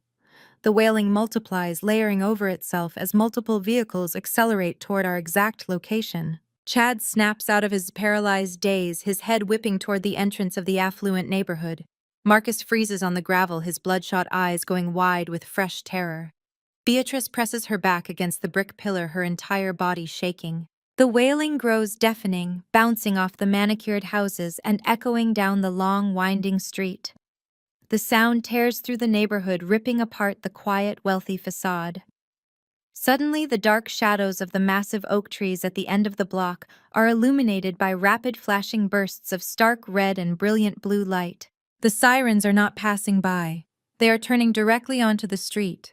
The heavy tires of multiple police cruisers screech against the asphalt, accelerating with aggressive, terrifying purpose. The flashing lights paint the faces of my ruined family in alternating shades of crimson and harsh blue. They are heading straight for the house. The flashing lights cut violently through the darkness, painting the pristine white columns of the estate in frantic flashes of crimson and blinding blue. The deafening wail of the sirens abruptly cuts out, replacing the noise with the heavy, aggressive crunch of thick tires tearing up the decorative gravel driveway. Beatrice watches the approaching vehicles and something inside her finally snaps. The absolute certainty of her old money invincibility shatters into a million irreparable pieces. Her legs give out entirely. She slides down the rough brick pillar, her fingernails scraping desperately against the mortar. She hits the sharp gravel hard, tearing the fabric of her custom-tailored skirt. Her perfectly sprayed hair falls across her face in a tangled mess. The aristocratic Southern matriarch is completely gone. In her place sits a terrified, hyperventilating old woman watching the complete annihilation of her entire bloodline. By the Portia, Chloe's grief instantly morphs into sheer animalistic panic. She realizes the sirens are not a coincidence. She realizes the consequences of her husband's illegal offshore accounts have finally arrived at her front door. She scrambles up from the ground, throwing herself at Chad. She claws at the front of his expensive vest, her voice rising into a hysterical shriek. "Chad, do something!" Chloe screams, spittle flying from her lips as she shakes him. "Call your people! Call the judge! You have to fix this! They cannot take us!" Chad ignores her completely. The mask of the arrogant, untouchable tech bro has melted away, revealing the cornered rat underneath. He violently shoves Chloe backward, sending her stumbling into the side of the car. He is not trying to save his wife.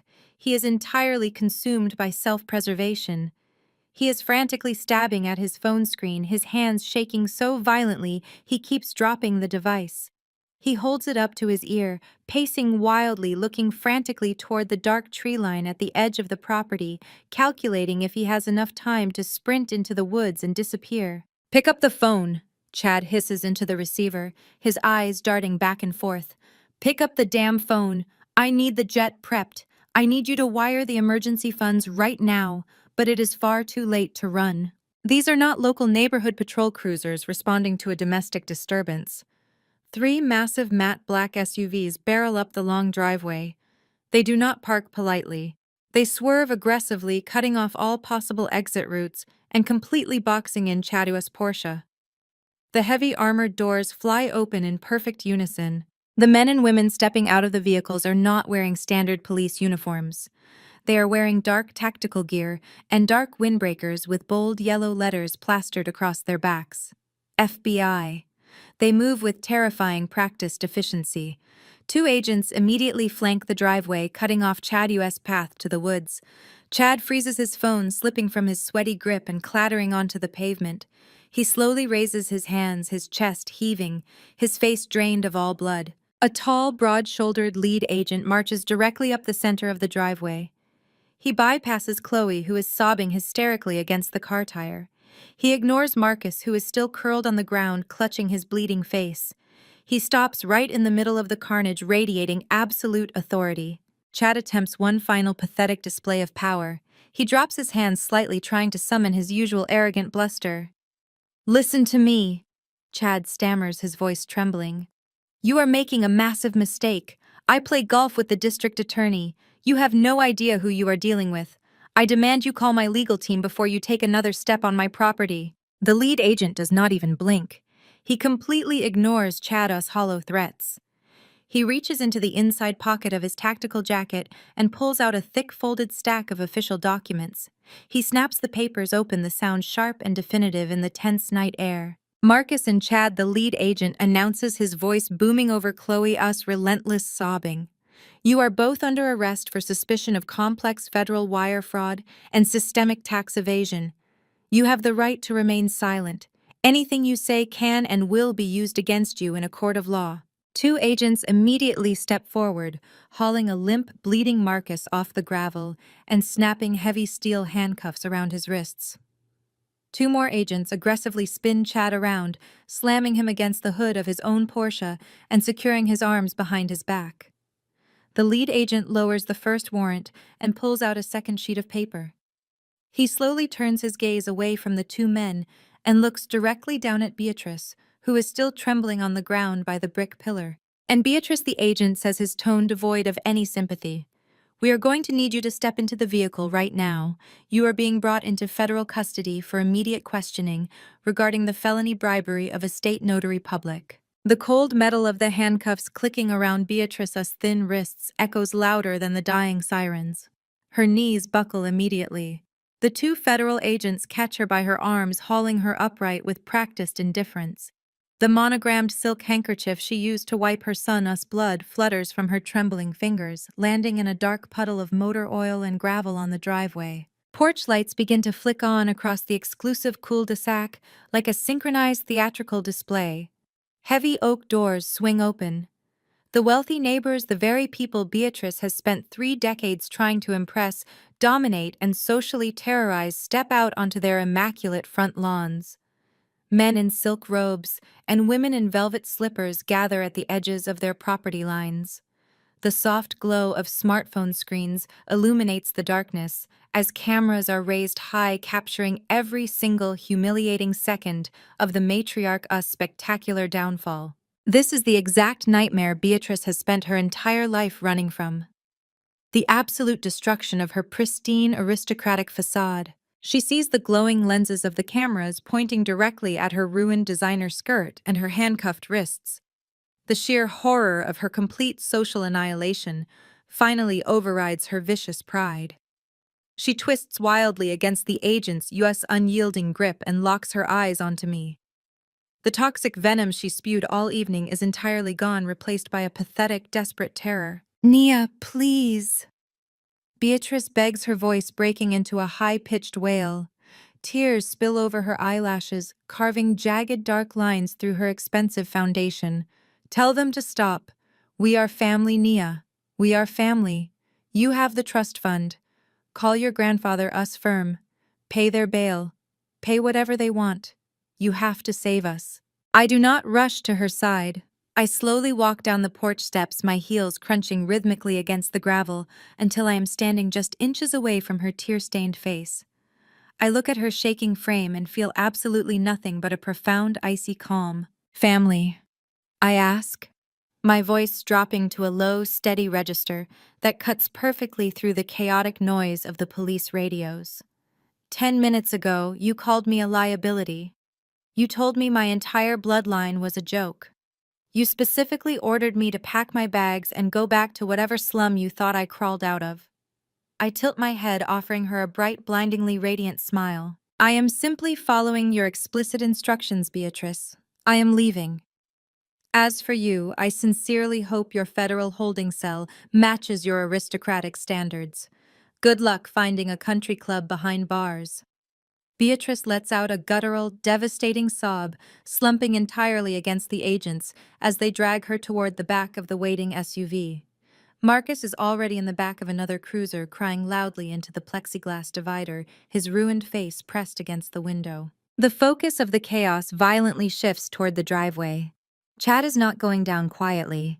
The arrogant, untouchable tech bro facade has been entirely replaced by the frantic thrashing of a cornered animal. He violently twists his shoulders against the two agents, pinning him to the hood of his own Porsche. The custom seams of his expensive vest rip loudly. "Get your hands off me!" Chad roars, his face turning a dangerous shade of crimson. "I am not going anywhere.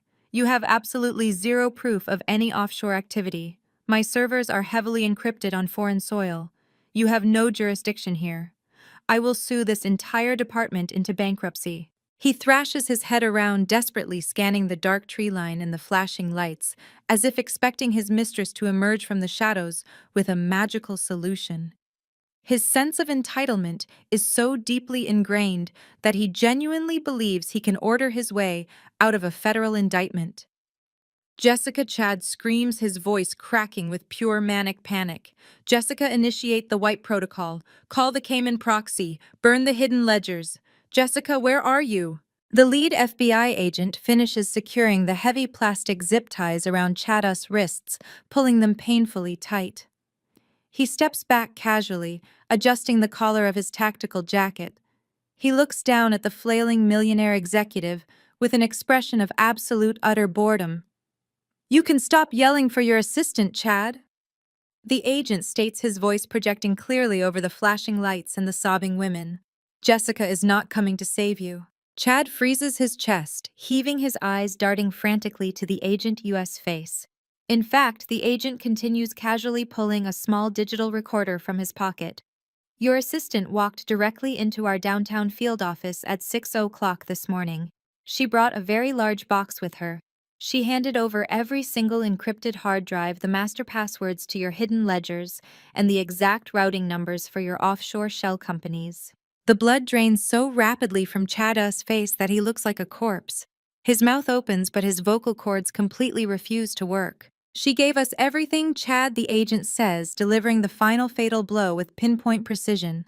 She laid out your entire evasion strategy.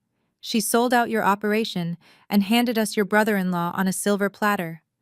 And she did it all in exchange for full federal immunity. You have no money left. You have no hidden servers. Your own mistress just handed you a 20-year prison sentence and walked away completely free. The remaining fight leaves Chada's body in a single violent rush. His knees give out entirely. He slides helplessly down the sleek, expensive hood of the Porsche, his cheeks scraping against the custom paint job until he collapses into a pathetic, crumpled heap on the driveway. The federal agents do not hesitate. They haul Chad off the pavement by his armpits, his expensive designer shoes dragging across the gravel. He does not fight them anymore. The utter certainty of his ruin has rendered him completely catatonic. They load him into the back of the second SUV, slamming the heavy armored door shut with a resounding metallic thud that echoes across the quiet suburban street. The driveway is a scene of absolute devastation. The flashing red and blue lights continue to sweep across the manicured landscaping, illuminating the wreckage of a dynasty that was built entirely on lies, theft, and toxic entitlement. Marcus is already secured in the first vehicle, his face hidden from the glaring cameras of the neighborhood spectators. Beatrice is gone. Chad is gone. And then there is Chloe. She is kneeling on the sharp stones, her breath coming in short, ragged gasps. The reality of the situation is crashing down on her in waves. Her husband is a federal criminal. Her mother is facing felony bribery charges. Her brother is penniless and indicted. The federal government is going to seize every single bank account, every investment portfolio, every luxury vehicle, and every piece of real estate associated with Chad U.S. name. She is about to be left with absolutely nothing. Her head snaps up, and her tear-streaked eyes lock directly onto me. I am standing perfectly still on the bottom step of the porch, observing the scene with the detached clinical precision of an auditor reviewing a bankrupt ledger. I do not feel a single ounce of pity. I simply watch as the survival instincts of a true narcissist kick into overdrive. Chloe scrambles to her feet, stumbling awkwardly in her high heels. She practically lunges across the distance between us, throwing herself at my feet. Her manicured hands wrap desperately around my ankles, her grip surprisingly strong. "Nia, please!" she wails, her voice a grating, high-pitched screech of pure panic. "You have to help me. You have to give me a loan. Just a small loan from your trust. I need to hire a divorce attorney right now, tonight. I have to file the papers before the feds freeze the marital assets. I had no idea what Chad was doing. I swear to you, Nia, I did not know anything about the offshore accounts. If I do not divorce him immediately, they will take my clothes, they will take my jewelry, they will leave me on the street." She looks up at me, her face a smeared mess of expensive mascara and desperation. "We are sisters, Nia," she begs, tightening her grip on my legs. "We are family. You cannot just leave me here to take the fall for him. I will pay you back every single dime. I just need enough for a retainer. You have $10 million. 100,000 is nothing to you. Please." I look down at the woman who spent the last 3 years making my life a living hell. I look at the woman who mocked my clothes, who belittled my career, who sat at my dining table and laughed while her mother and brother plotted to steal my inheritance. I slowly reach down and pry her fingers off my ankles, peeling her hands away with cold, deliberate force. I take a step back, putting a clear, undeniable physical boundary between us. "Do not ever touch me again, Chloe," I say, my voice perfectly level, carrying the frigid edge of absolute zero. "And do not ever use the word sister when speaking to me." She recoils, shrinking back onto her heels, but her eyes remain fixed on me, wide and pleading. "You want money for a divorce attorney?" I ask, tilting my head slightly. "You are terrified the federal government is going to seize your precious designer wardrobe to pay off Chad U.S. victims." "Yes," she gasps, nodding frantically. "They will take everything, Nia. I need a ruthless lawyer. I need protection." I let out a short, sharp breath of amusement. "You already have all the funding you need, Chloe. I gesture casually toward the designer handbag sitting on the hood of her husband's seized Porsche. Why do not you sell that limited edition Himalayan crocodile Birkin bag you are so incredibly proud of? Chloe freezes her eyes, darting toward the bag and back to me. Her breathing hitches. You know the one I am talking about? I continue my tone, slicing through her like a scalpel. The bag you paraded around the country club last month. The bag you claimed Chad bought you for your anniversary. Except Chad did not buy it, did he? You bought it using the joint credit card Marcus and I shared. The card you conveniently gained access to when Marcus carelessly left his wallet at your house. You charged $85,000 to my account, and Marcus spent 3 weeks lying to my face, covering it up, claiming it was a fraudulent charge, while his own sister paraded the stolen goods around town. Chloe's jaw drops open. The blood drains from her face, leaving her looking pale and sickly in the flashing police lights. She realizes in that exact moment that I knew everything. I knew every single petty theft, every calculated insult, every hidden deception. I just sat back and waited for the perfect moment to execute the trap. You can take that stolen bag to a pawn shop downtown, I state, my voice devoid of any emotion. You can sell it and use the cash to hire whatever cut-rate public defender is willing to take your case. Because you are not getting a single cent from me. My trust fund is entirely inaccessible to anyone carrying your last name. You are a parasite, Chloe, and your host has finally been exterminated. She stares at me, her mouth opening and closing soundlessly, entirely unable to process the absolute rejection. She has spent her entire life manipulating people with her tears and her entitlement, and now she is facing a brick wall of pure consequence. And there is one more thing, I add, stepping past her and walking up the wide brick steps toward the massive double doors of the estate. Chloe turns her head, watching me with a mixture of terror and confusion. You have exactly 60 minutes to gather whatever personal belongings you can carry in your bare hands, I announce, turning back to look at her from the top of the porch.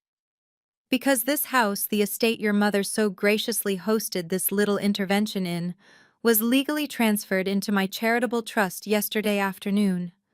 Marcus signed away his equity when he signed that final prenuptial agreement. This property is now a corporate asset. Chloe lets out a strangled gasp, clutching her chest as if she has been physically struck. I have a private security firm arriving in exactly 1 hour. I continue, my voice echoing against the tall columns. They will be changing every single lock on the premises and securing the perimeter. Anyone found inside the house after that time will be arrested for criminal trespassing. I suggest you start packing, Chloe. The clock is ticking. I do not wait for her response. I do not stay to watch her break down into another fit of hysterical sobbing. I simply turn my back on the wreckage of the family that tried to destroy me. I step over the threshold, marching past the wailing women and the flashing red and blue lights. I reach into my tailored jacket, pulling out a heavy brass key and sliding it smoothly into the lock of the massive custom mahogany front door. The lock clicks with a heavy, satisfying thud. The massive custom mahogany door swings open, revealing the cavernous, immaculate foyer. It smells of Beatrice's suffocating floral perfume and Marcus's overpriced cologne. I leave the door wide open, letting the crisp night wind sweep through the corridor to air out the stench of their existence. I pull my phone from my tailored jacket pocket and press a single name on my speed dial. The instruction I give is exactly 3 words long. Execute Phase 2. Less than a minute later, the low, aggressive rumble of heavy diesel engines shakes the pavement. 3 massive matte black moving trucks turn off the main street and accelerate up the driveway, completely ignoring the decorative stone borders. They park directly on the pristine, manicured grass, chewing up the perfectly cut lawn with their heavy tires. The back ramps lower with a loud metallic clang. A highly coordinated team of towering, muscular black men steps out of the trucks.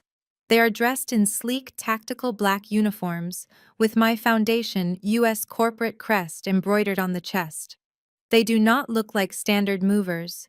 They look like a specialized extraction team.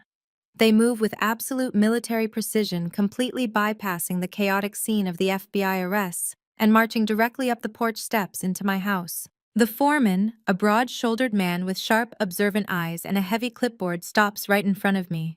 I hand him a thickly bound, itemized manifest.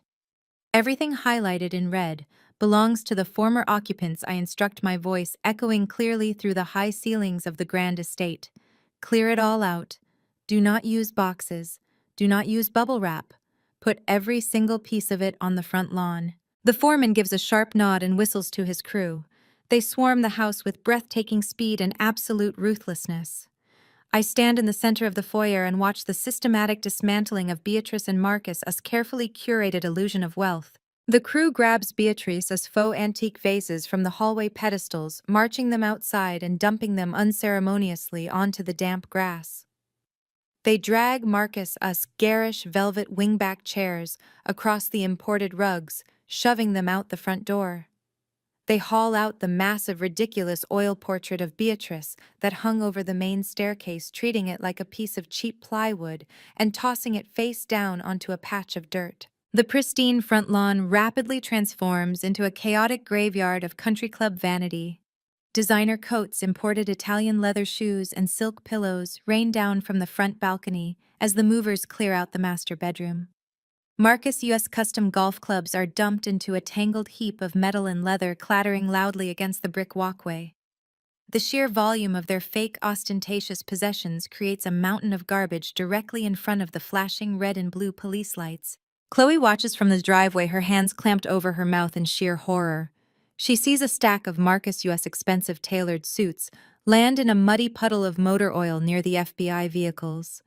She tries to dart forward to salvage a cashmere throw, but one of the massive movers simply steps into her path, folding his arms and standing like an immovable brick wall, until she cowers and retreats back to the Porsche. I walk slowly through the downstairs rooms, watching the space being violently purged of their toxic presence.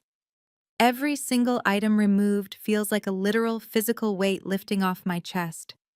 The suffocating atmosphere of pretending to be less than I am, of playing the obedient, quiet wife to stroke a weak man's ego, simply vanishes into thin air. The house is finally breathing. I am finally breathing. I turn around and walk back out onto the front porch, standing at the top of the brick steps to survey the absolute finality of my work. Down on the driveway, the FBI agents are concluding their arrests. The lead agent has a firm, unyielding grip on Marcus's shoulder, forcefully guiding him toward the open back door of the armored SUV. Marcus is stumbling, his designer shirt ripped and stained with gravel dust and his own blood. Just before the agent pushes his head down to clear the doorframe, Marcus stops. He turns his head and looks up at me. His bruised, swollen eyes meet mine one last time. He expects to see sorrow. He expects to see rage. He expects to see some lingering shred of the desperate woman he thought he could endlessly manipulate and destroy for his own financial gain. He finds absolutely nothing. I raise my left hand, stepping forward so the harsh glare of the police cruisers perfectly illuminates the heavy platinum wedding band and the flawless 3-carat diamond on my finger. Marcus freezes against the agent's grip. He stares at the ring. It is the ultimate symbol of his fake marriage, the tool he used to trap me, the asset he thought guaranteed him a lifetime of generational wealth. I look him dead in the eye. My face is completely devoid of pity. It is the face of a woman who has successfully exterminated a parasite. I slide the ring off my finger. I do not throw it at him in a fit of dramatic rage. I do not fling it into the grass. I hold it out over the edge of the porch, perfectly aligned with the rusted iron grate of the storm drain built into the side of the brick walkway. I do not blink. I open my fingers. The heavy diamond drops. It hits the metal grate with a sharp, resonant ping that cuts through the noise of the idling truck engines. It bounces once and vanishes instantly into the dark, rushing water below, tumbling down into the filthy suburban sewer, exactly where it belongs. Marcus lets out a muffled, pathetic sound, a strangled gasp of total, absolute defeat. His shoulders collapse entirely. The agent shoves his head down and forces him into the back of the SUV, slamming the heavy armored door shut and cutting off his ruined face behind the dark-tinted glass. I stand on the porch, looking out over the mountain of garbage on the lawn, the flashing sirens, and the weeping sister shivering by the luxury car. There are no tears burning in my eyes. There is no lingering heartbreak. I feel the cool night wind against my bare finger, and I feel an overwhelming, intoxicating rush of pure, absolute liberation. I turn my back on all of it. I walk across the threshold into the quiet, echoing space of my newly reclaimed fortress. I reach out and grab the edge of the massive mahogany door, pulling it toward me, until the heavy latch clicks firmly into place, shutting out the wreckage of their lives forever. The heavy metallic click of the front door lock echoes in the dark foyer, sealing the past away forever. That singular sound fades, melting seamlessly into the sharp, crisp rustle of freshly printed newspaper pages. Exactly 365 days have passed since that humid night on the driveway. The camera slowly pans across a polished oak desk, coming to rest on a scattering of local and national publications. The bold black headlines dominate the front pages. Buckhead elite brought down in federal fraud sweep. Tech CEO stripped of assets in historic embezzlement case. A fall from grace. My voice carries over the montage, steady, calm, and completely devoid of pity. They say the wheels of justice turn slowly, but when they finally catch traction, they possess the power to crush everything in their path. For Marcus and Chad, the destruction was absolute and entirely self-inflicted. The impenetrable brotherhood they thought they shared evaporated the very second they stepped into federal interrogation rooms. They turned on each other with the vicious predictability of starving animals. Marcus tried to pin the entire offshore embezzlement scheme on Chad, claiming he was a naive victim of a mastermind. Chad retaliated by releasing emails proving Marcus was the primary architect of the forged documents and the architect of the plan to siphon my inheritance. Their mutual betrayals did absolutely nothing to save them. Marcus was sentenced to 7 years in a federal penitentiary. The man who once threw a temper tantrum because his dry cleaner used the wrong amount of starch on his custom Italian collars now wears a scratchy, ill-fitting orange jumpsuit. He spends his days assigned to the prison laundry, folding sheets and wiping down industrial machines. His elite golf club membership has been permanently replaced by a single hour of mandated recreation time in a concrete courtyard surrounded by razor wire. The generational wealth he tried to steal has been reduced to whatever meager funds his court-appointed attorney manages to deposit into his commissary account. He is a ghost of a man stripped of his ego and entirely forgotten by the society he worshipped. Chad received a much harsher sentence: 10 years without the possibility of early parole for massive systemic financial fraud and tax evasion. The brilliant tech visionary was exposed as nothing more than a glorified con artist. The federal government seized everything: the sprawling estate, the fleet of luxury vehicles, the offshore Cayman accounts, the encrypted server farms. Jessica, his loyal assistant turned star witness, provided the prosecution with a roadmap to his entire criminal enterprise. She walked away with full immunity and a quiet new life in another state. Chad is locked in a high-security facility, spending his nights staring at a concrete ceiling, calculating the exact mathematical probability of his own ruin. But neither of their sentences compare to the exquisite, agonizing punishment inflicted upon Beatrice. Federal prison would have been too simple for a woman like my former mother-in-law. Prison offers a strange sort of anonymity. Instead, Beatrice accepted a plea deal to avoid jail time for bribing a state official. Her sentence was 5 years of strict house arrest and forced financial restitution. For a woman whose entire existence was predicated on social superiority and public visibility, house arrest is a fate far worse than death. The federal courts mandated the complete liquidation of her assets to pay off the massive fines and the cascading debts Marcus and Chad left in their wake. The grand Buckhead estate was seized and sold at a public auction. I attended the estate sale purely as an observer, standing quietly in the back of the room, as Beatrice Youth's entire identity was auctioned off to the highest bidder. The antique Persian rugs, the imported crystal chandeliers, the silver serving sets she polished with such obsessive pride. All of it gone with the sharp strike of an auctioneer's gavel. Beatrice was forcefully evicted from the exclusive zip code she believed was her divine birthright. She now resides in a cramped ground-floor apartment in a decaying suburb 20 miles outside the city limits. The camera cuts to a stark visual of her new reality. The apartment has low popcorn ceilings and cheap linoleum floors that peel at the corners. The walls are paper-thin, allowing the sounds of crying babies and blaring televisions from neighboring units to constantly seep into her living space. There is no manicured lawn, no towering brick pillars, no winding gravel driveway. Her view consists of a cracked asphalt parking lot and a flickering neon sign from a nearby convenience store. A bulky black GPS ankle monitor sits securely fastened above her swollen foot, a constant blinking reminder of her absolute disgrace. The financial ruin was only the beginning of her punishment. The social exile was the killing blow. Within 48 hours of her arrest, the board of directors at her prestigious country club convened an emergency meeting. They voted unanimously to permanently revoke her membership, citing a violation of the club U.S. morality clause. The official letter was delivered via certified mail, a document I know she read until the paper practically disintegrated in her hands.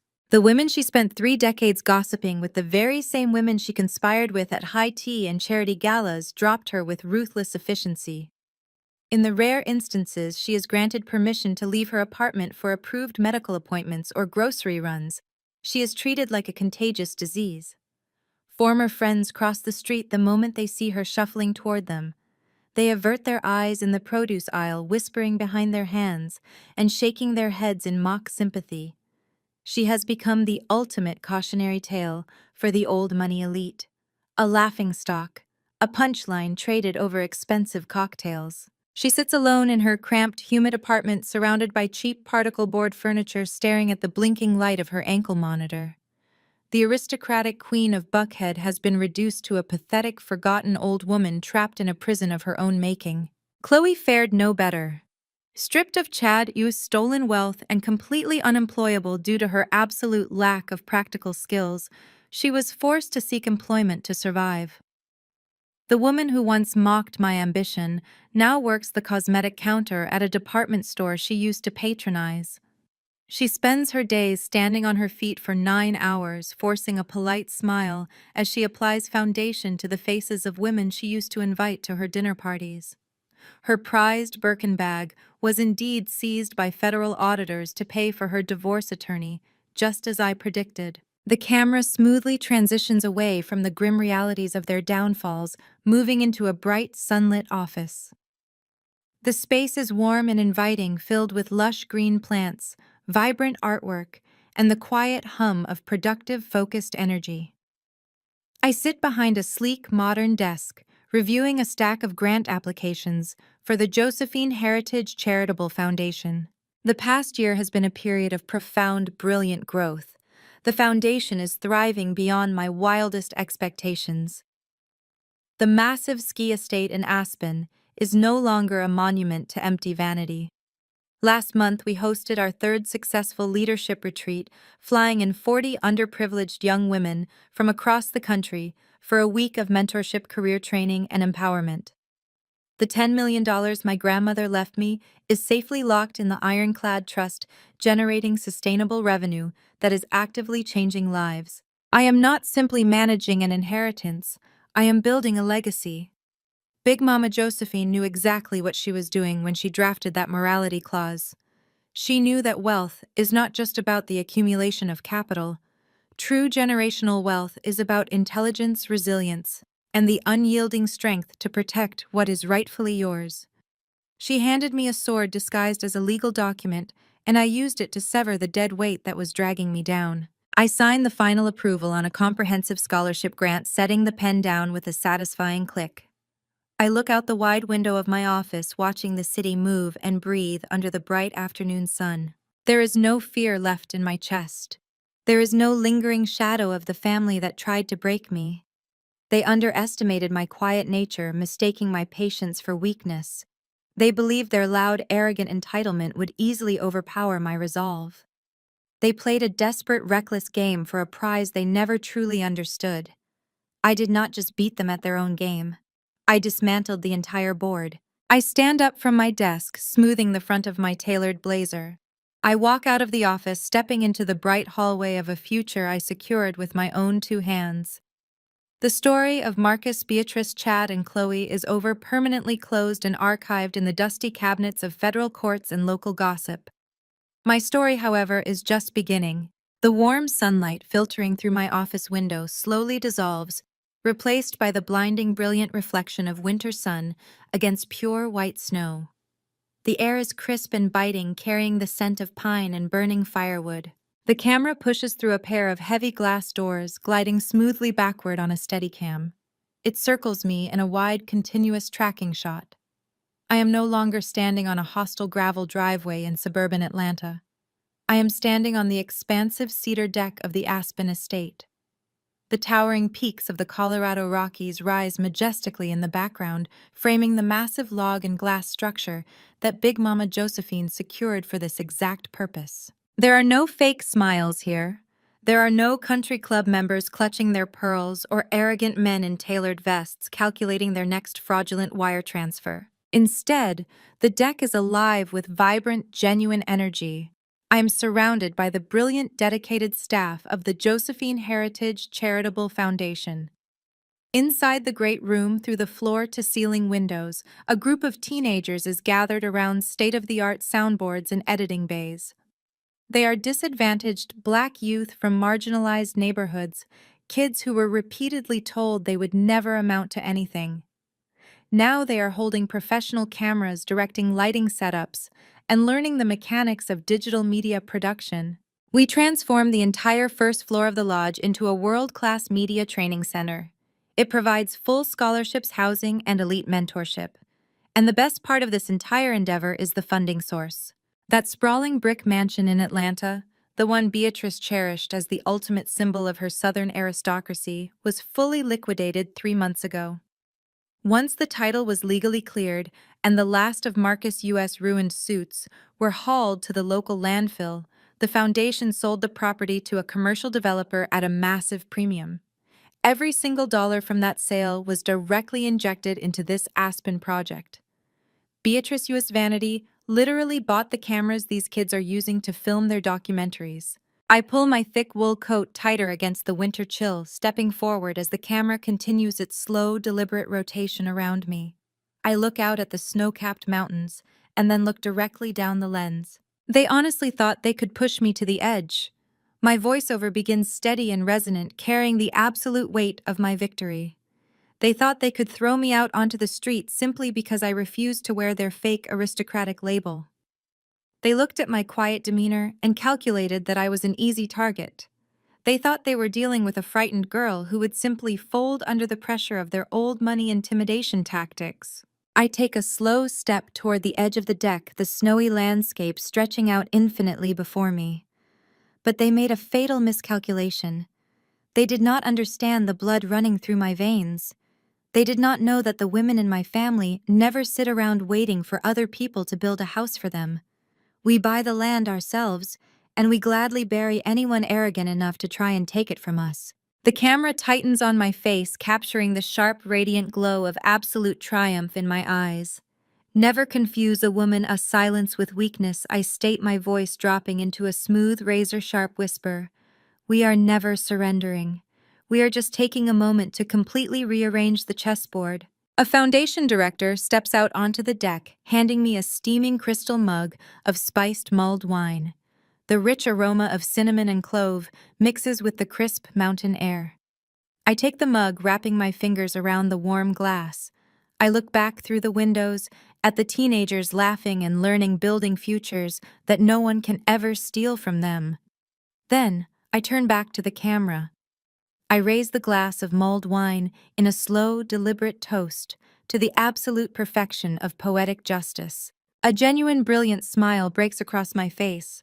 A heavy, rhythmic bass line kicks in, followed immediately by the sharp, triumphant blast of a contemporary jazz saxophone.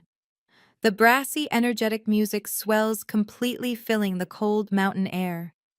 The image of me smiling on the deck holds for one final perfect second before the screen slowly fades to absolute black.